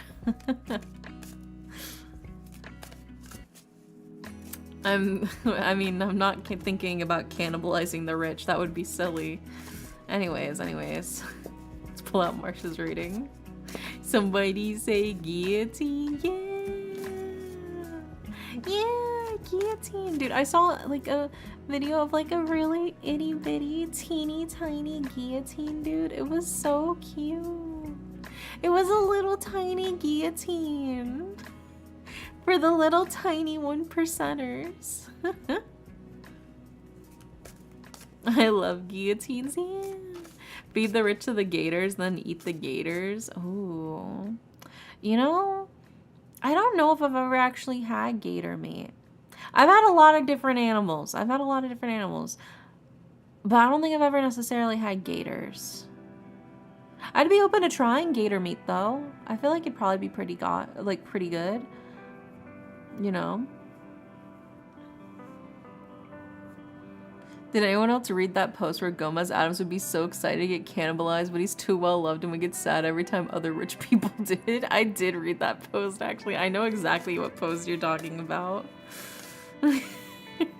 It's crazy I know which post you're talking about. I heard some Southerners say that it's really good, especially bayou cooking. Yeah, like I've seen it like in local places, but I've just never ordered it before. I've never actually eaten it. Like I've eaten crawfish, obviously. I've eaten like a bunch of other shit. I've eaten frog legs, but I haven't eaten gator.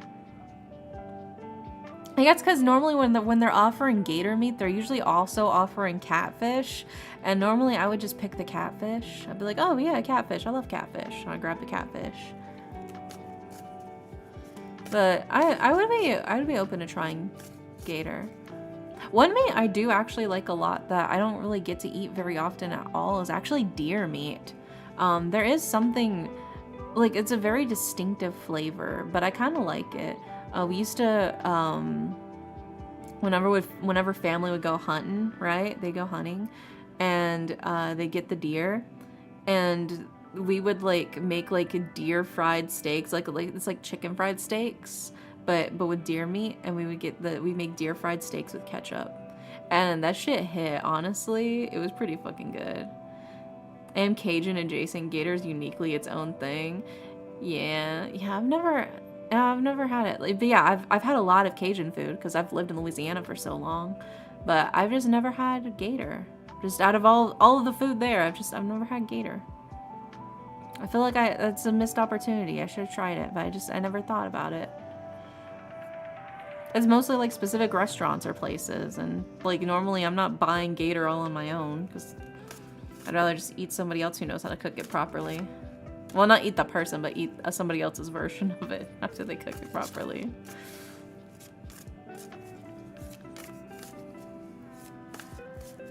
But I imagine, I mean, it's probably pretty decent.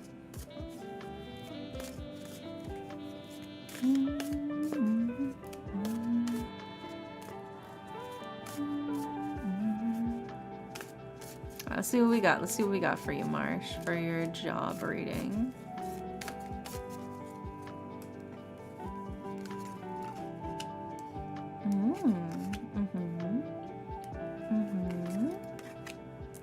Okay. And now let's grab your Yu-Gi-Oh card.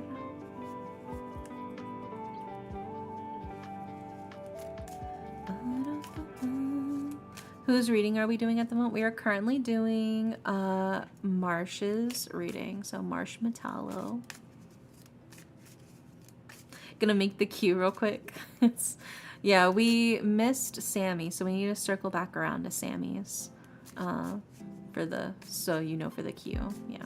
So we're doing Marsh. I think after Marsh is Wizard, and then after Wizard we're circling back we're doing Leonix, and then we're circling back around to Sammy. So technically only 4 people left in the queue. I've been very on top of it, even with my yapping. Aren't you guys proud of me?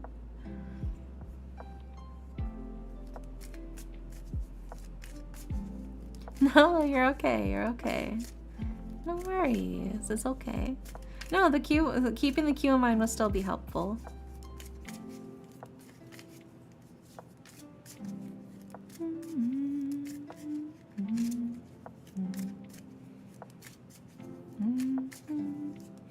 Oh, also, you guys, this month we're also participating in a charity.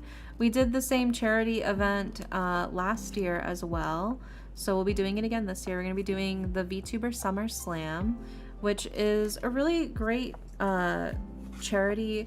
It goes towards gamers outreach, which helps provide like little gaming stations for kids in hospitals, so kids in hospitals can play video games. You know, helps take their mind off of things, makes things easier for them, makes the treatments more enjoyable for kids, you know, who both long-term and short-term stays at hospitals, right? So that's what Gamers Outreach is all about. We participated in it last year, and we're gonna do it again this year. So I've been working through trying to set up all the goals and stuff. That will be later this month, towards the end of the month. It's the like 24th to like the 26th, I think is when it is. So we'll be doing that charity event, and that'll be exciting. And then because of the charity, I've also been kind of gauging interest in potential stretch goals for goals we can meet for the charity. So I have a poll in the Discord, right, for a potential charity stretch goal thing. I don't know if you guys are interested in maybe like spicy art or spicy ASMR as a potential goal to reach if we hit some markers for the charity. I think that could be fun to do, but I wasn't sure if that's something you guys wanted to see or not. Some spicy art or a spicy ASMR. But I'm kind of brainstorming the potential, you know, incentives and stuff like that for you guys. So yeah, feel free to vote in the poll if you're interested in or not interested in that kind of stuff, so I can know what people are interested in. And if you got any suggestions for things you'd like to see for potential incentives for the charity stream, also feel free to let me know. I'm always open to potential ideas. And like I said, Gamers Outreach is a really, really great charity. So it's one that I'm excited to be participating in the Summer Slam for again this year. And also the top donor again this year, I have multiple postcards that have the art from my tarot cards. So like the art like you see here on the screen, I have several postcards that have my tarot art, and the top donor will get a postcard from me, a handwritten postcard with the art from my tarot deck. And I also snuck in some stickers last time as well, so I'll probably sneak in some stickers as well this time too. But yeah, so that's also another little bonus incentive for the top donor. And hopefully this time it doesn't get lost in the mail again. But yeah, okay, we got all the cards for you, Marsh. So let's go ahead and put them up on the screen for you for your job reading. Played a lot of games at the hospital. Yeah, I mean, I think it's like, especially like a lot of little kids, it's gonna be scary, especially they're going through like long-term treatments. And having something like video games can be a really great immersive experience to help get them out of the mindset of feeling kind of stuck in a hospital. You know, it can be really good for them. And then we've got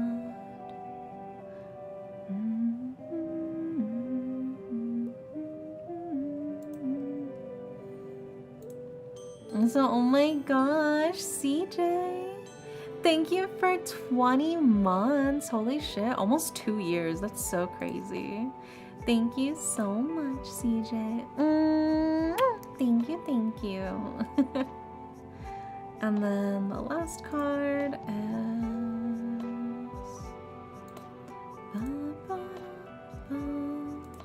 There we go. All right. We've got all of the cards for you, Marsh, for your job reading. In order of left to right, we have the Fool, we have the 10 of Cups, and we have the reverse Wheel of Fortune. And then for your Yu-Gi-Oh card, we have Dark Magician, right? So let's go ahead and we'll start with the Fool, right?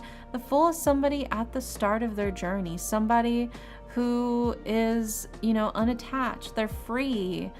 They can sort of really go about and wander in any direction that they choose.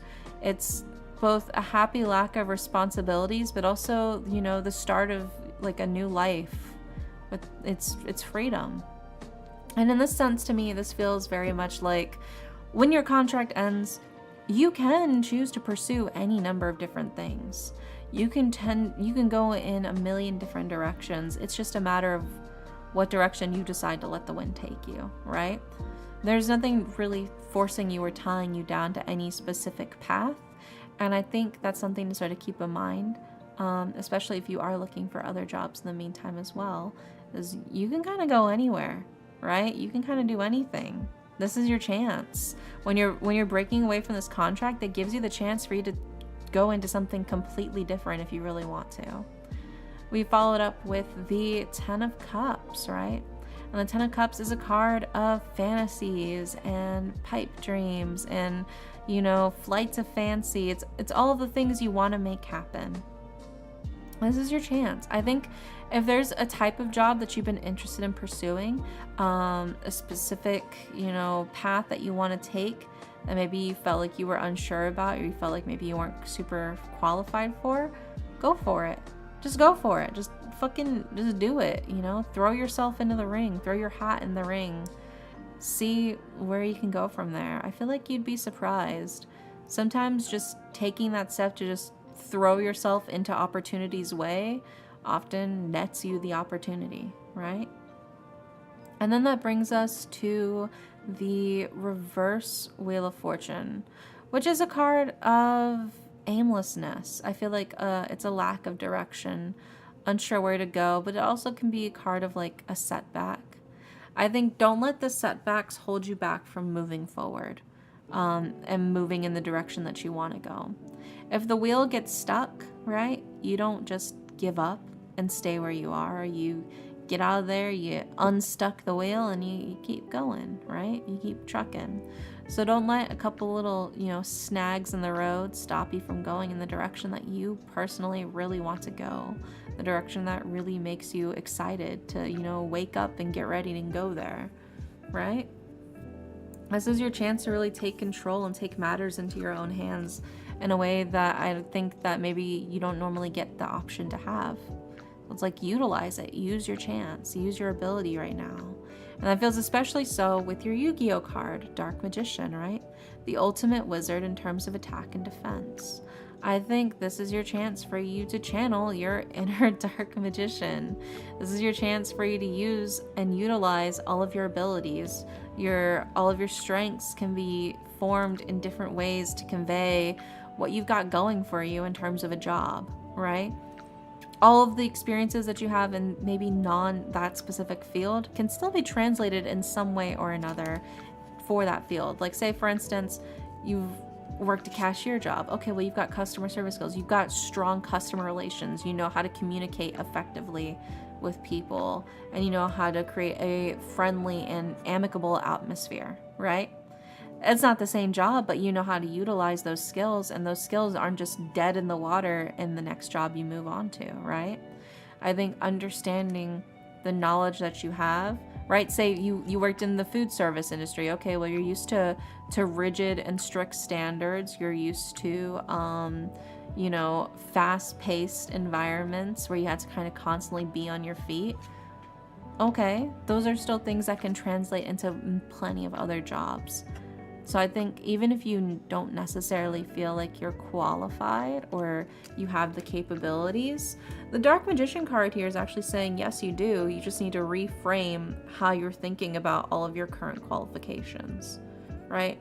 I think you're more qualified than you realize you are, because you're not recognizing what skills you have that carry over into a bunch of different directions for a bunch of different applications, right? Yeah, I've been meaning to get into my writing again. I just need a paying job, which usually drains me mentally. Well, maybe you could look into potential writing jobs, right? It's a possibility. Put yourself out there. But I think it is just a matter of understanding that you have a lot more power than maybe you realize. You have a lot more skills than maybe you realize. And now's your opportunity for you to really stop and think about what those skills are and how you can frame them. I think that'll help you a lot with finding a job that's maybe at least a little less mentally draining than a lot of the other ones, you know? But you got this. You got this, Marsh. I believe in you. You can do it. Stay strong.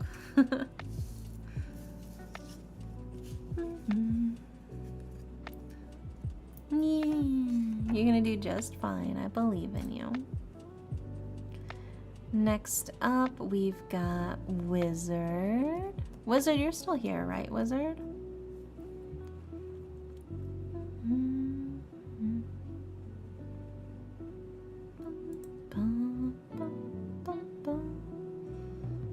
Hi, Wizard. Okay, and Wizard wants a general reading. Hell yeah. Oh, and Marsh, oh my gosh, the inspiration spell. Alright, I got you. Let me grab my spell book. Bum, bum, bum, bum. Inspiration spell is... Okay.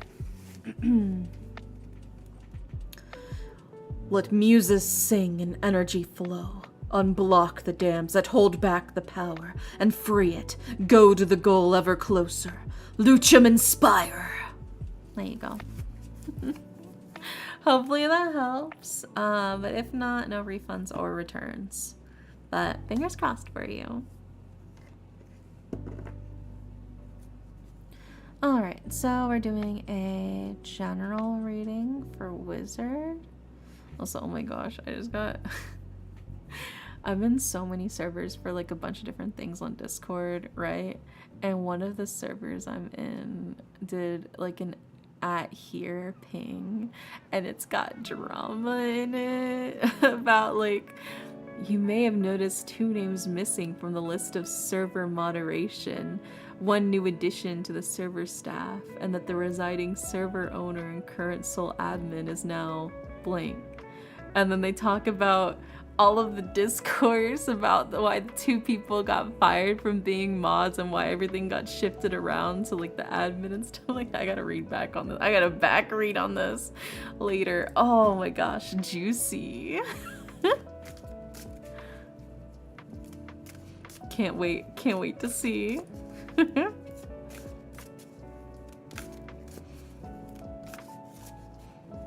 What happened? I gotta read into it later. Cause I don't know if it's anything super sensitive or not, but it looks like it's juicy. Apparently it may have been a mod like bullying like somebody in the server. It seems like. I appreciate you spending time with us. Yeah, I love spending time with you guys too. Thank you for hanging out with me.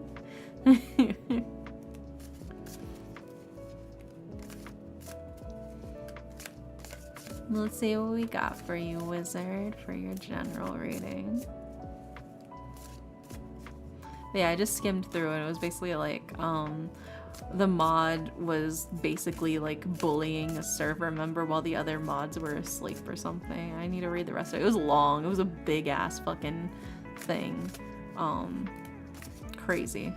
But yeah, I want to have some drama, some tea. I love reading drama that has nothing to do with me.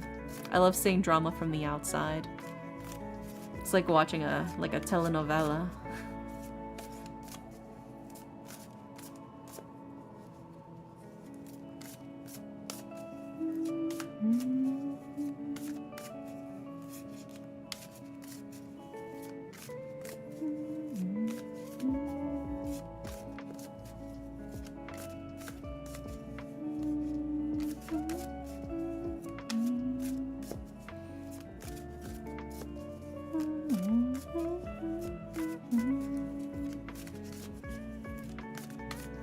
See what we got for your general reading, wizard.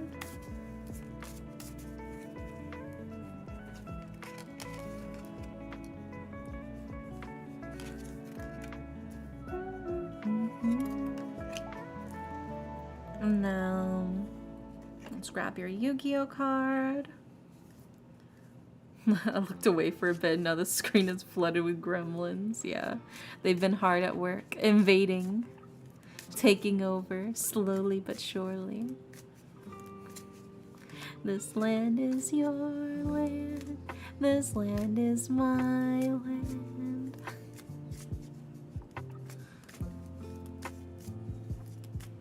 When you close your eyes, they will have already filled the space between your eyelids. There is no escape. They're everywhere, and they will continue to remain so. This is their domain. Go, my children, go. Take all that you can and make it yours. Whatever the sunlight touches belongs to you. Oh, I dropped a card. Get back in there. There we go.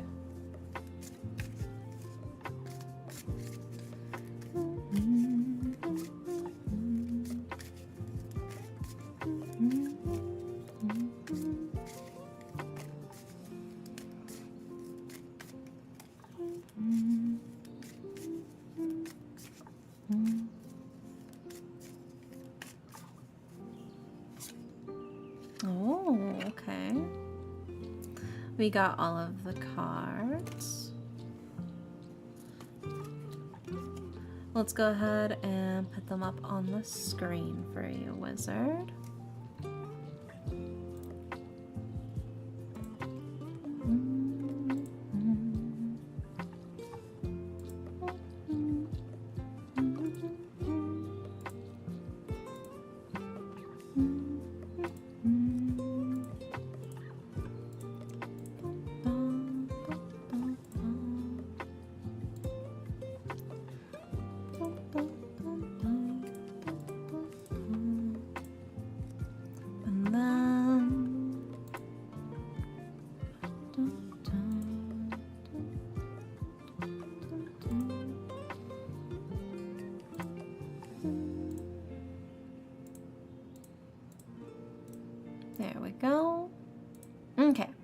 We've got all of the cards for you, wizard.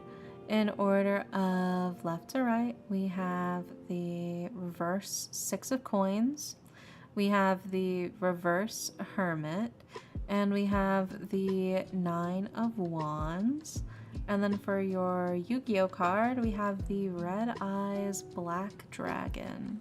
So let's go ahead and start breaking this down for you after the ad break, because apparently the ad break is starting right now. So let me sip my water then.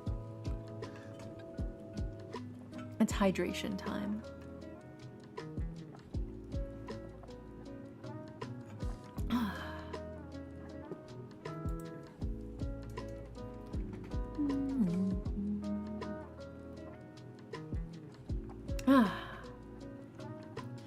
There's an ad for a high school DxD game that I keep getting. I think you should get it. Oh my gosh.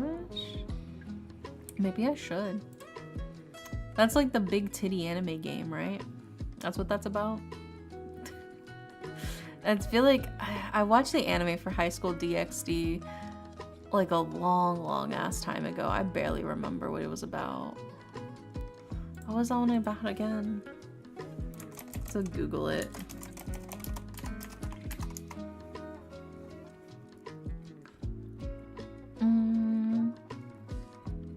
What is it about?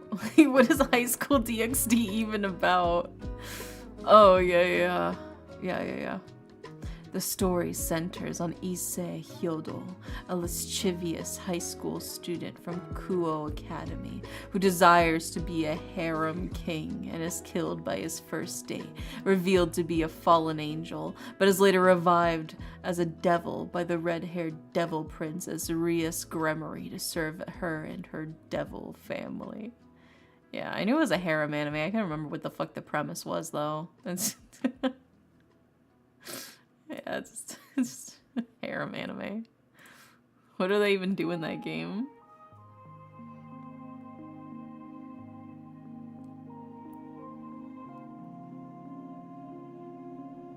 Yeah, don't worry. We've been stalling because I knew the ads were gonna hit. Whenever you're done with your ads, it'll be a-okay. That was the gist of it. They do harem things, yeah. It's crazy. That's crazy how many harem anime there are. We need more reverse harem anime. That's what we need. Because, I mean, think about how many reverse harem anime can you name off the top of your head? I'm gonna Google it. Reverse harem anime list.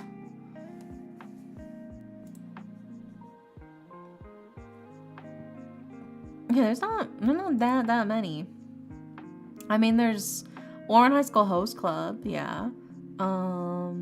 There's Kami-sama Kiss. There's what else we got? My Next Life as the Villainess. I did like that one a lot. Kakuryu Bed and Breakfast. The anime wasn't necessarily leaning that hard into harem. I want like, they don't do reverse harem in the same way that they do harem, you know? Harem anime, they got their fucking titties bouncing everywhere. He's like accidentally groping them all. You don't see that in the reverse harem. You don't see like the girl, you know, flail and fall onto a guy and she's like accidentally like squishing his dick and like jiggling his balls through his pants or whatever. You don't ever see that in reverse harem anime. It's very, very different. Very different vibes from the two of them. Why don't they have their ducks bouncing? I know, dude. It's crazy. Like, I feel like we need more sluttier reverse harem anime. She should be doing that sometimes, though, as a treat. You're so right, though.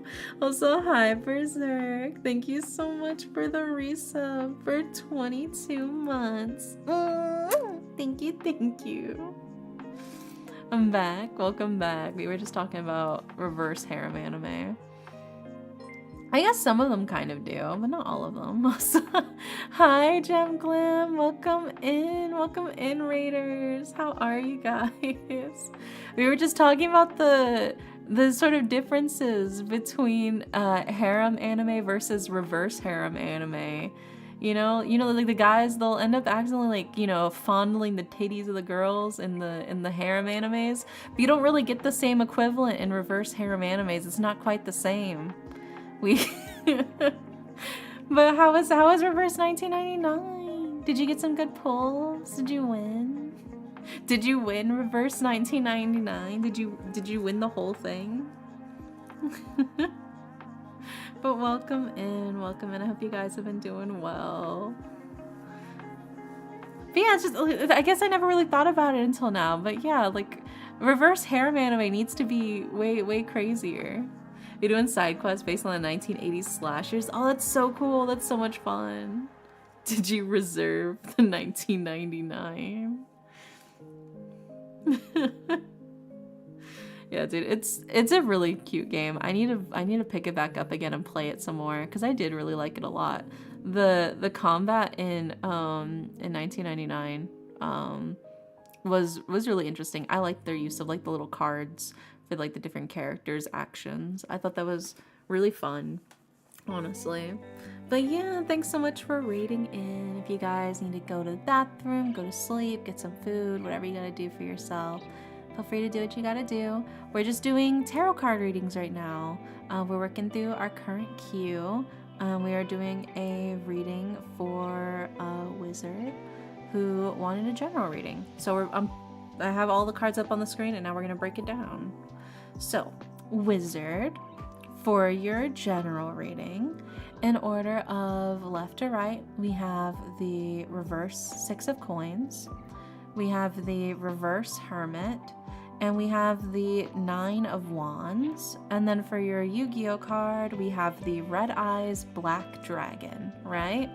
So let's go ahead and start breaking this down for you, starting with the 6 of coins reversed, right? The 6 of coins is a card of hard work, but in its reverse, it's kind of like a no pain, no gain sort of situation. Sometimes you have to get a little scratched up. You got to really get in the nitty gritty. You got to get a little down and dirty in order to fully get the fruits of your labor, right? It's not easy being cheesy, but it's ultimately worth it in the end, right? So even though things may be difficult, it may not be super smooth sailing, it's not for nothing, right? You're getting those sweet, delicious raspberries that you see on the card right there. We follow it up as well with the reverse hermit, which is the sense of like retreating inside of yourself. There's a sense of like a fear of facing the world around you and sort of shutting yourself in as well. So it's kind of like a be careful that you don't sort of become a recluse or hold back on your own true self and your own true abilities, right? This idea of it's okay to recognize what you can and can't do for yourself, but also be careful not to shy away from the things that you feel like you can't do, right? It can be stressful, I think, to try to understand what you're truly capable of. But when you force yourself into the shadows out of fear, it only makes it harder for you, right? Try not to become a recluse. Don't try not to be detached from the people around you, because there are so many people around you who want to help. Even though there is, pain and before there's gain, you don't have to endure the pain alone, right? There's no need for you to go through all of this alone. And then we followed up with the 9 of wands, right? And the 9 of wands as well, I think sort of reiterates the sense of like, take your time. There's no need to rush through things. It's gonna be, a little tough at first, but it won't always be difficult, because the 9 of wands is a card of strength and reserve. It's biding your time. There's no need to rush, slow and steady wins the race. You can see the sort of idea of, taking in that water, that deep root of the cactus, letting it hold in all the water it needs, so whenever the time comes, it's got all of the resources it needs to thrive, right? So even if it feels like you're not making progress right this very moment, when push comes to shove and things finally start to fall into place, as you move forward in life, as time continues to pass, things get easier, right? So even if it feels like it's difficult right now and you don't know why you're doing things right now, and you feel like, what is even the point of what I'm doing right now? I should just give up. I should just go hide in my little hole and not look around at anything around me. Why does it even matter? You're building yourself up for the future, right? You're taking your time and you're building yourself up for the future. So even if you don't see the results right now, it's not to say that you will never see the results. It's just you gotta wait a bit before you finally see them, but you will, right? All hard work has some form of reward. It's just maybe the rewards are taking a while to reach you, but they will. And then that brings us to your Yu-Gi-Oh card, which is the Red Eyes Black Dragon, a ferocious dragon with a deadly attack, right? I think this is your chance for you to really embrace your dragon, right? This is your chance to really strengthen yourself, right? You've got strong attack, but you also have strong defense, right? It's not necessarily a matter of charging forward, but also knowing when to hold back, right? Understanding not only your weaknesses, but also your strengths. What you can do to keep yourself set so when the drought hits, you've got all of the nutrients, you've got all of the water you need to make it through, so you can get past all of those small bumps in the road to keep moving forward, right? It's just baby steps. Baby steps to ensure the best you can for yourself. None of it is wasted. So don't give up and don't throw in the towel and don't go hide in a corner waiting for time to pass. You've got a lot of really strong and wonderful traits going for you. And I think that's the key thing here to remember. So you got a lot going for you. So even if you're not necessarily seeing the results right away, it doesn't mean that they're for naught, right? You got this, wizard. I believe in you. Fingers crossed. Next up, we have Leonix. And Leonix wants a love reading. Let's see what we got for you, Leonix.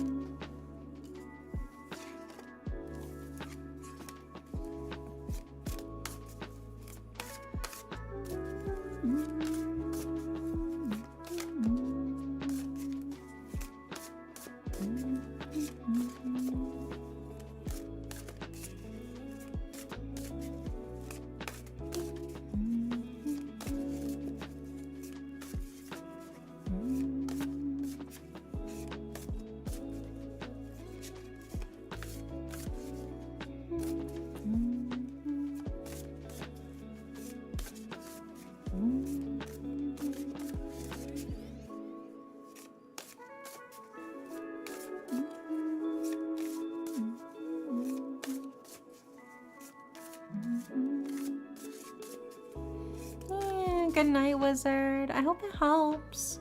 Gives you some reassurance, you know? But sweet dreams, wizard.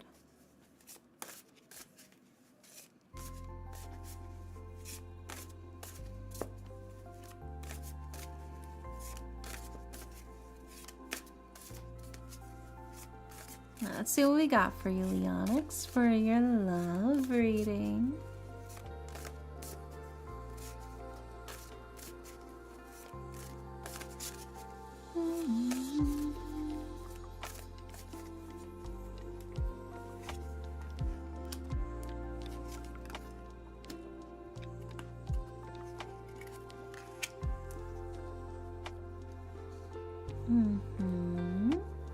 Let's grab your oracle card.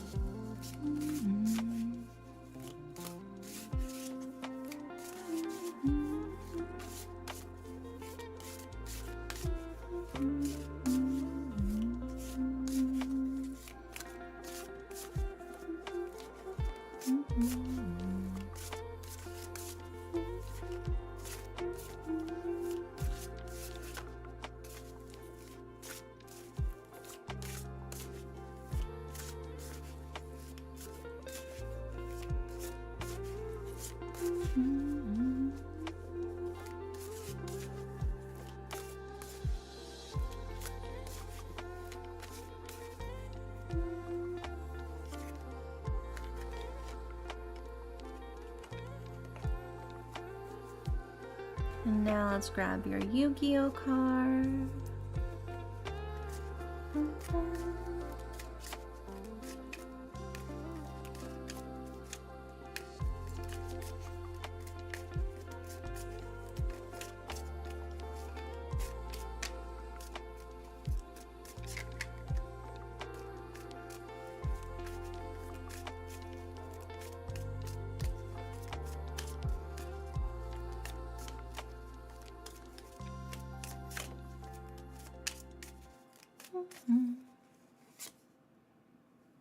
Oh my gosh.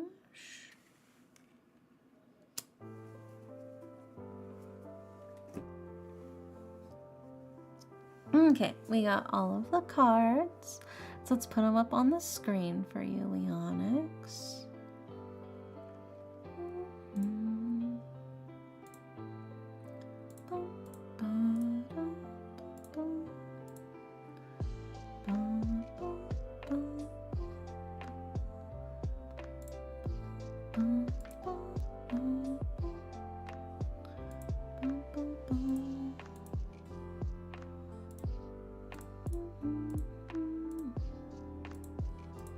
And then we've got, there we go. All right, we've got all of the cards for you for your love reading, Leonix. In order of left to right, we have the Ace of Swords, we have the Two of Wands, and we have the Reverse Fool card. And then for your Oracle card, we have Pine Tree. And for your Yu-Gi-Oh card, we also have Dark Magician. But we have a different Dark Magician. We have the Dark Magician from the anime-themed deck. So, slightly different, but still a Dark Magician nonetheless. Just slightly different art. That's neat. We got Dark Magician again, but it's a different one. So let's go ahead and start breaking these down for you, Leonix, and what this means in terms of a love reading. Starting with the Ace of Swords, right? The Ace of Swords is a card of victory. It's idealism. It's the power to love strongly, but also to heal, right? You can see the sage here on this card. It's a healing and purifying herb, right? People use it to cleanse spaces of negative energy, to free themselves. And I feel like in this sense as well, this is a chance for you to free yourself, for you to push yourself out there and free yourself from, you know, the strictness of what could be holding you back. And one of those things I think is especially a slight call out is this Two of Wands, right? Because the Two of Wands is a card of belief in oneself, boldness in your own belief, in your own abilities, right? But it's also a card of embarking on a new adventure. I think I mean, it's easier said than done, but I think you need to be more confident in yourself and who you are and your abilities and what you have to offer. I think you're too quick to put yourself down when you have a lot of really amazing qualities about you, right?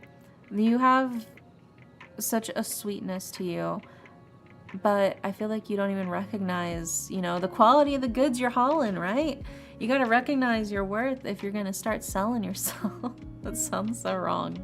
But you know, you have to recognize what you've got going for you if you're trying to put yourself out on the dating market, on the dating scene. And I feel like that's one of the things you struggle with the most, is sort of recognizing what you've got going for you. So the cards are kind of like, hey, remember, you do in fact have a lot of charm. You've got a lot of great stuff, and it's important to remember that and to hold on to that.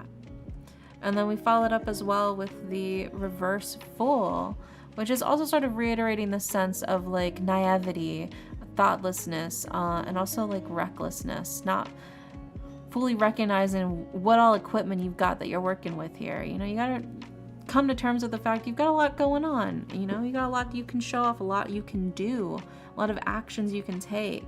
It feels like you're almost, in some senses, willfully ignorant because you don't want to believe that you have those abilities and those qualities to you, but you do. You just gotta face the facts. You got a lot of good stuff going on there. You got a lot of things that you can make happen and you can make work, and that's the most important thing, right? Is understanding You've got a lot of tools at your disposal, but you're like almost ignoring them, right? We followed up with your oracle card, which is Pine Tree, which is vitality, longevity, and perseverance. Taking your time. There is no rush, you know? A pine tree does not grow overnight. A pine cone does not become a tree overnight, right? You just have to slow and steady. Trust that you're setting things up for yourself, you're setting things up for your future, but take those necessary steps with the trust and belief that you will find love, right? Don't set them up as a, if I find love, if somebody decides to accept me, set it up as, so when I find love, when I find that person, this is all the stuff I've prepared, this is all the stuff I'm gonna do, right? I think you need to come at it with a more blatant, this is going to happen, it's just a matter of time kind of approach. And I think that'll be much more productive for you, to sort of recognize that it will happen. Because I feel like you're very much in like the, oh, I don't know if anybody would really want to with me. They will. They will. You will find somebody. Absolutely. Maybe it hasn't happened yet, but it absolutely will. So just take the time to build yourself up right now. And speaking of building yourself up, right? We got the card trying to gas you up again because we have the Dark Magician. I feel like I've gotten this card for you so many times whenever we pull Yu-Gi-Oh cards for your love readings. But the Dark Magician, the ultimate magician in terms of attack and defense power, right? You have so many great traits, so many great qualities to you. It feels like a shame that you're not fully recognizing and utilizing your own power and your own abilities, right? You have to look yourself in the mirror and see yourself for what you actually are. Dark Magician, right? It can be scary, I think, to fully see and perceive yourself. Maybe you feel like you're a little narcissistic if you look in the mirror and you're like, damn, I look good. But sometimes that's just a fact. It's not narcissistic if you're just stating facts, you know? Damn, I look good. Fuck yeah, right?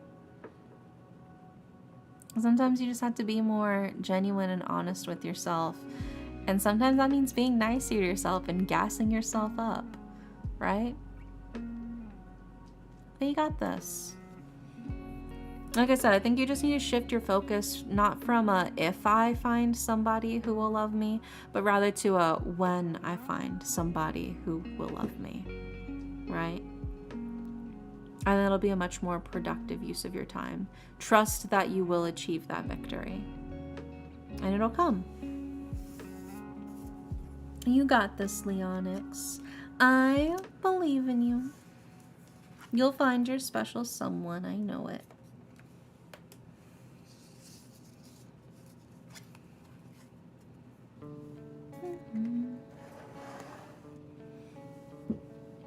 Okay, next up we've got final call for Sammy.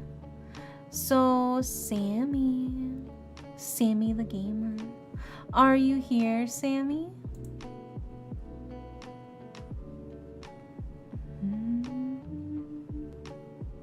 I don't know if Sammy's here. They might have fallen asleep. Sometimes they do that.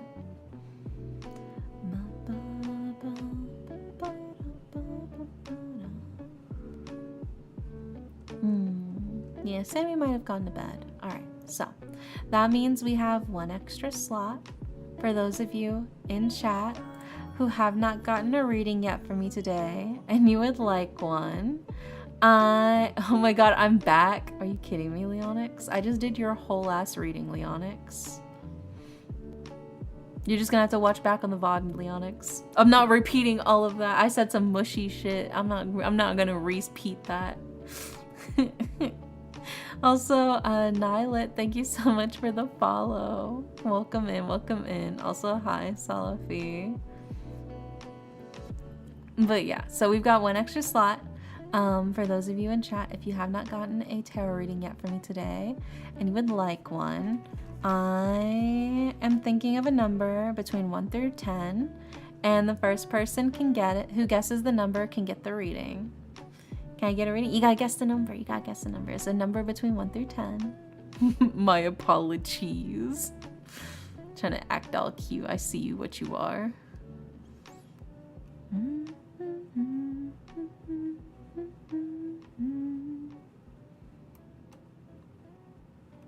I'll let you guys know when somebody guesses it. I'll let you know, I'll let you know. I'm a cutie patootie. Yeah. It was in fact one, Venus. Congratulations. What would you like for your reading, Venus? Do you think you could ever forgive me? I'll think about it. I'll think about it. I'll contemplate it. What would you like for your reading, Venus? Congrats. Dang, I was gonna guess one, but I went with two. Yeah, I gotta keep y'all on your toes.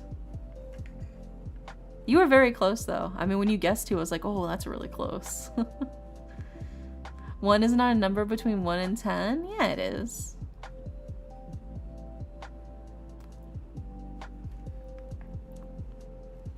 You have a general reading? Yeah.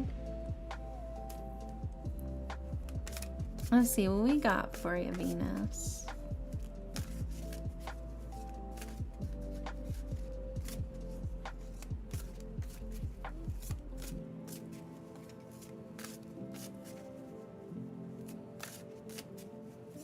One is a number between 0 and 10? I mean, what if the one I'm thinking of is actually like basically rounded down and it's actually like 1.00000000000000001, but you know, we round down and so we just say 1. You know, in the infinite expanse of numbers between 1 and 2, right? Because there's an infinite number of numbers between 1 and 2, right? So technically one of those, a lot of those are going to round down to 1, while some of those round up to 2, you know?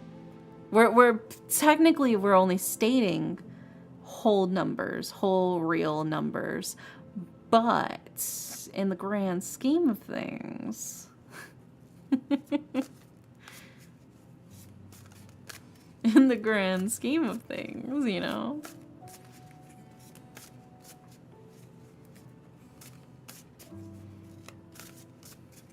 All I'm saying is round these nuts in your mouth. Oh my god. Oh my god. That's so unsanitary. You can't just say that when I dunk on you.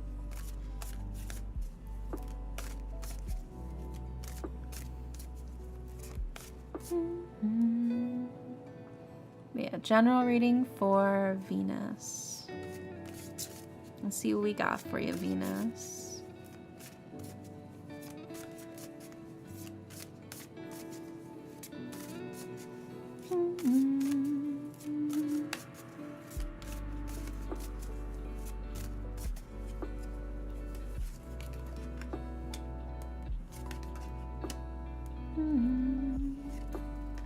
A tarot reader playing with the infinity of numbers. That's interesting. Yeah, and I'm also grabbing a Yu-Gi-Oh card as well for this reading. We like to keep everybody on their toes. The vast infinite possibilities of space, you know. You gotta do what you gotta do for yourself. Let's see what we got for your Yu-Gi-Oh card as well, Venus.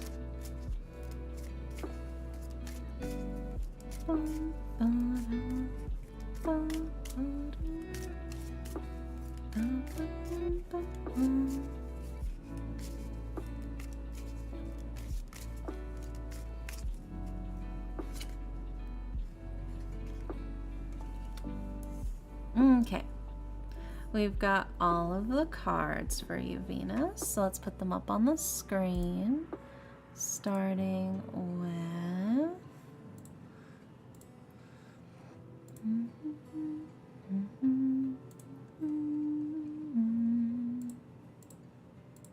and then we've got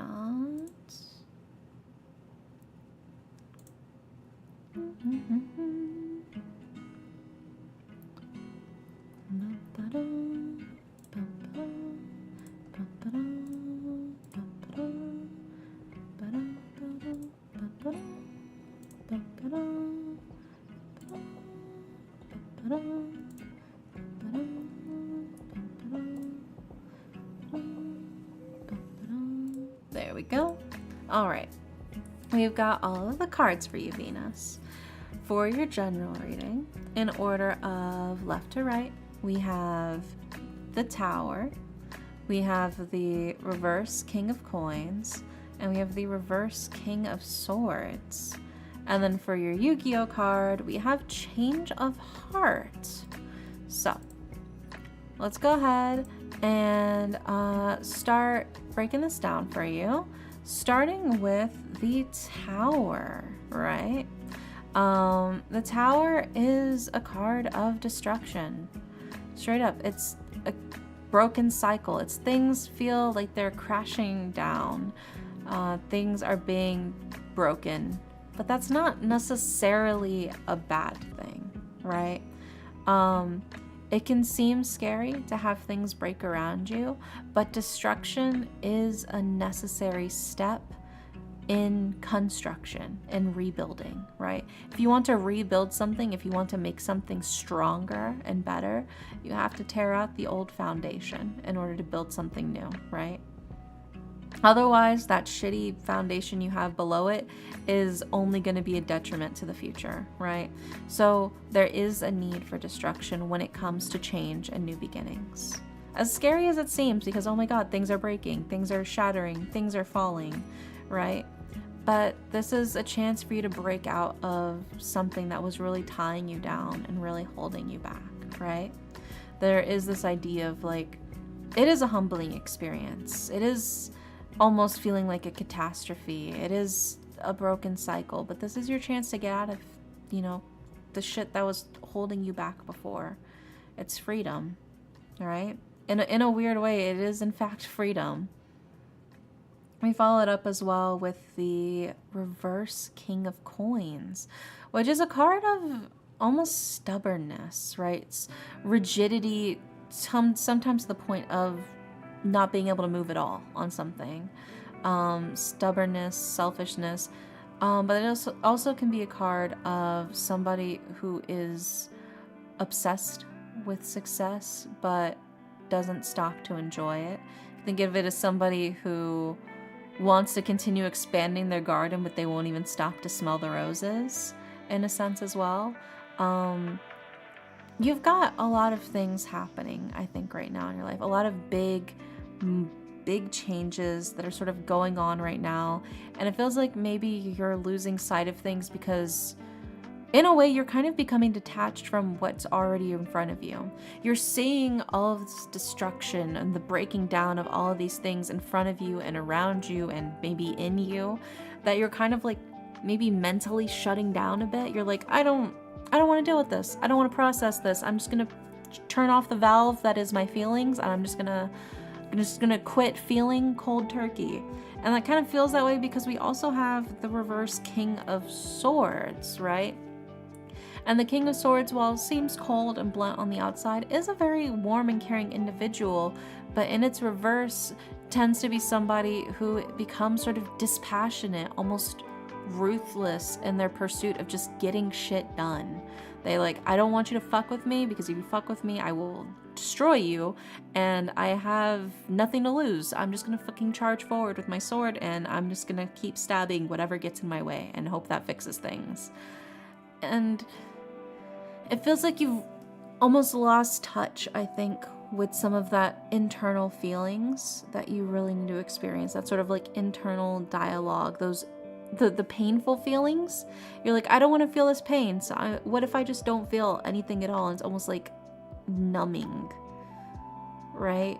And I don't think that's necessarily helpful for you right now, this sort of numbing feeling that you're causing yourself in order to sort of get through all of the chaos of the life around you, right?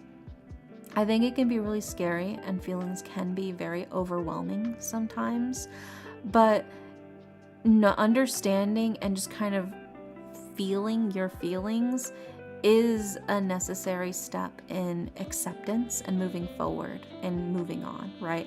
The sooner you feel all of these feelings and you get through all of these things that you are feeling right now, the sooner your brain can process it and move on. Because sure, maybe you're shutting off the valve for now, but you still got a leak, right? You still got to fix it up. Just because you turned off the water doesn't actually fix the leak, right? You got to go in there with the tape and you got to, you know, patch up the leak in the pipes before you can, you know, do anything. You can't just leave the water shut off forever. Yeah, you might spring another leak or two here or there, but that's just part of the process of fixing everything up with your pipes. And then things will get better. But to me, it feels like you're like, well, if I just keep the water shut off forever, I never have to worry about the leak. And that's not helpful. It's not helpful. It's also not healthy, I would say as well. You gotta process your emotions. I know you don't want to recognize whatever the fuck is going on, especially with that tower card. You're like, I don't want to look at it. I don't want to perceive it. But like I said, destruction isn't necessarily a bad thing. Destruction is not necessarily horrible. Sometimes destruction is the precursor to something way, way, way better. Right? In the same sense of Extreme Home Makeover, the TV show. I don't know if you've ever seen that TV show.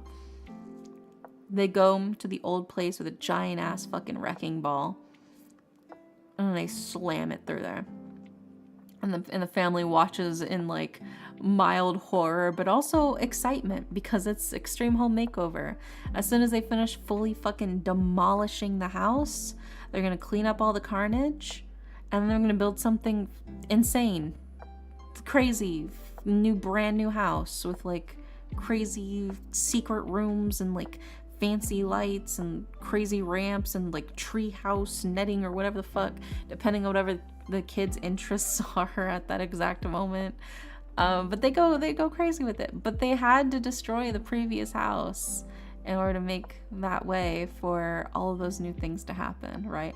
They had to push that wrecking ball through there, and they had to clean up the carnage of that wrecking ball in order to begin building that brand new house, right? It's the same thing. Maybe you've seen the wrecking ball go through, and you're like really dreading cleaning up all of the carnage, all of the mess of everything. But once it's cleaned up, it's free game for you to build whatever you want, for you to create whatever it is that you're looking for, and for you to really put down your roots and flourish, right? But you got to recognize that there is, in fact, things you got to pick up and things you got to, you know, get your hands and knees dirty trying to clean up, right? We also followed up with your Yu-Gi-Oh card, which is Change of Heart, right? And Change of Heart, target one monster your opponent controls and take control of it until the end phase, right? There is the chance for you to take advantage of something that maybe you didn't think you could. Something that maybe you initially thought was against you is something that could in fact work very much in your favor, right? Just because something initially seems like it's not working out and it's not good and it's hurting you, that's not actually necessarily the case. It's like in the same way like when you're a kid and you don't want to eat your vegetables or you don't want to take your medicine because you're sick and your parents are like, you have to take the medicine even if the medicine tastes really, really nasty because the medicines is what's going to help you. And you're like, no, I don't want to because it tastes gross. Sometimes you just gotta swallow the bitter medicine in order to get better, right? Sometimes you have to eat the vegetables to get healthier and stronger. It is a matter of some things feel like they suck and that they are against you because we don't like it. We don't like the way it feels. We don't want to deal with it. But it doesn't necessarily mean it actually is the enemy. It doesn't necessarily mean it actually is against you. And I think the sooner you sort of stop and look at what's really fighting against you and what's not, it makes it a lot easier for you to sort of look over and take notice of the other things around you that are also not trying to fight you and are also trying to help you, right? But yeah, I hope that helps. Fingers crossed, Venus. Seems like you got a lot of crazy stuff going on in your life. But sometimes you just gotta see where things take you and go from there, you know?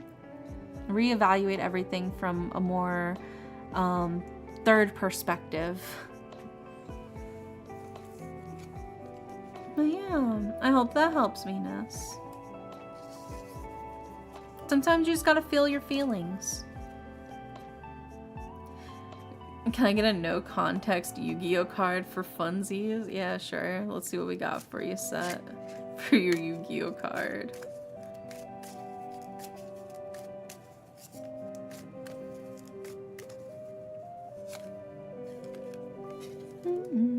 Aw, thank you for the 10 biddies, Venus. Thank you, thank you.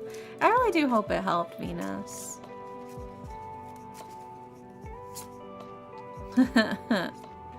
Set, you got the Uguchi.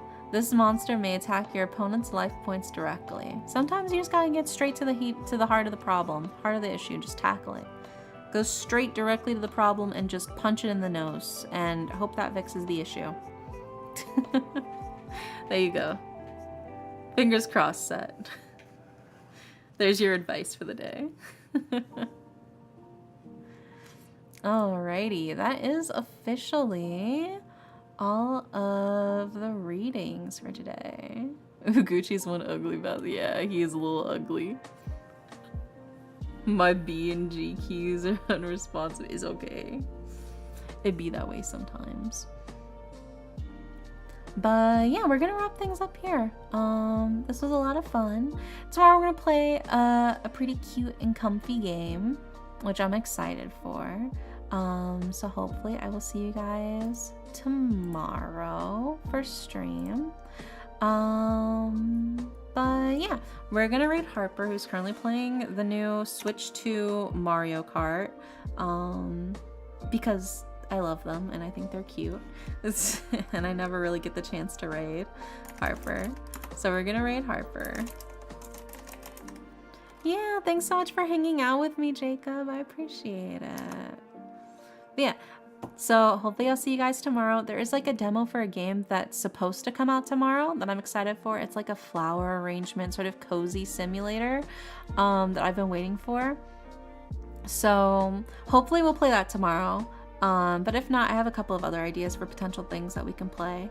But yeah, hopefully I'll see you guys tomorrow. But if not, no worries. I'll see you when I see you. I hope you guys have a wonderful, wonderful night. And good night.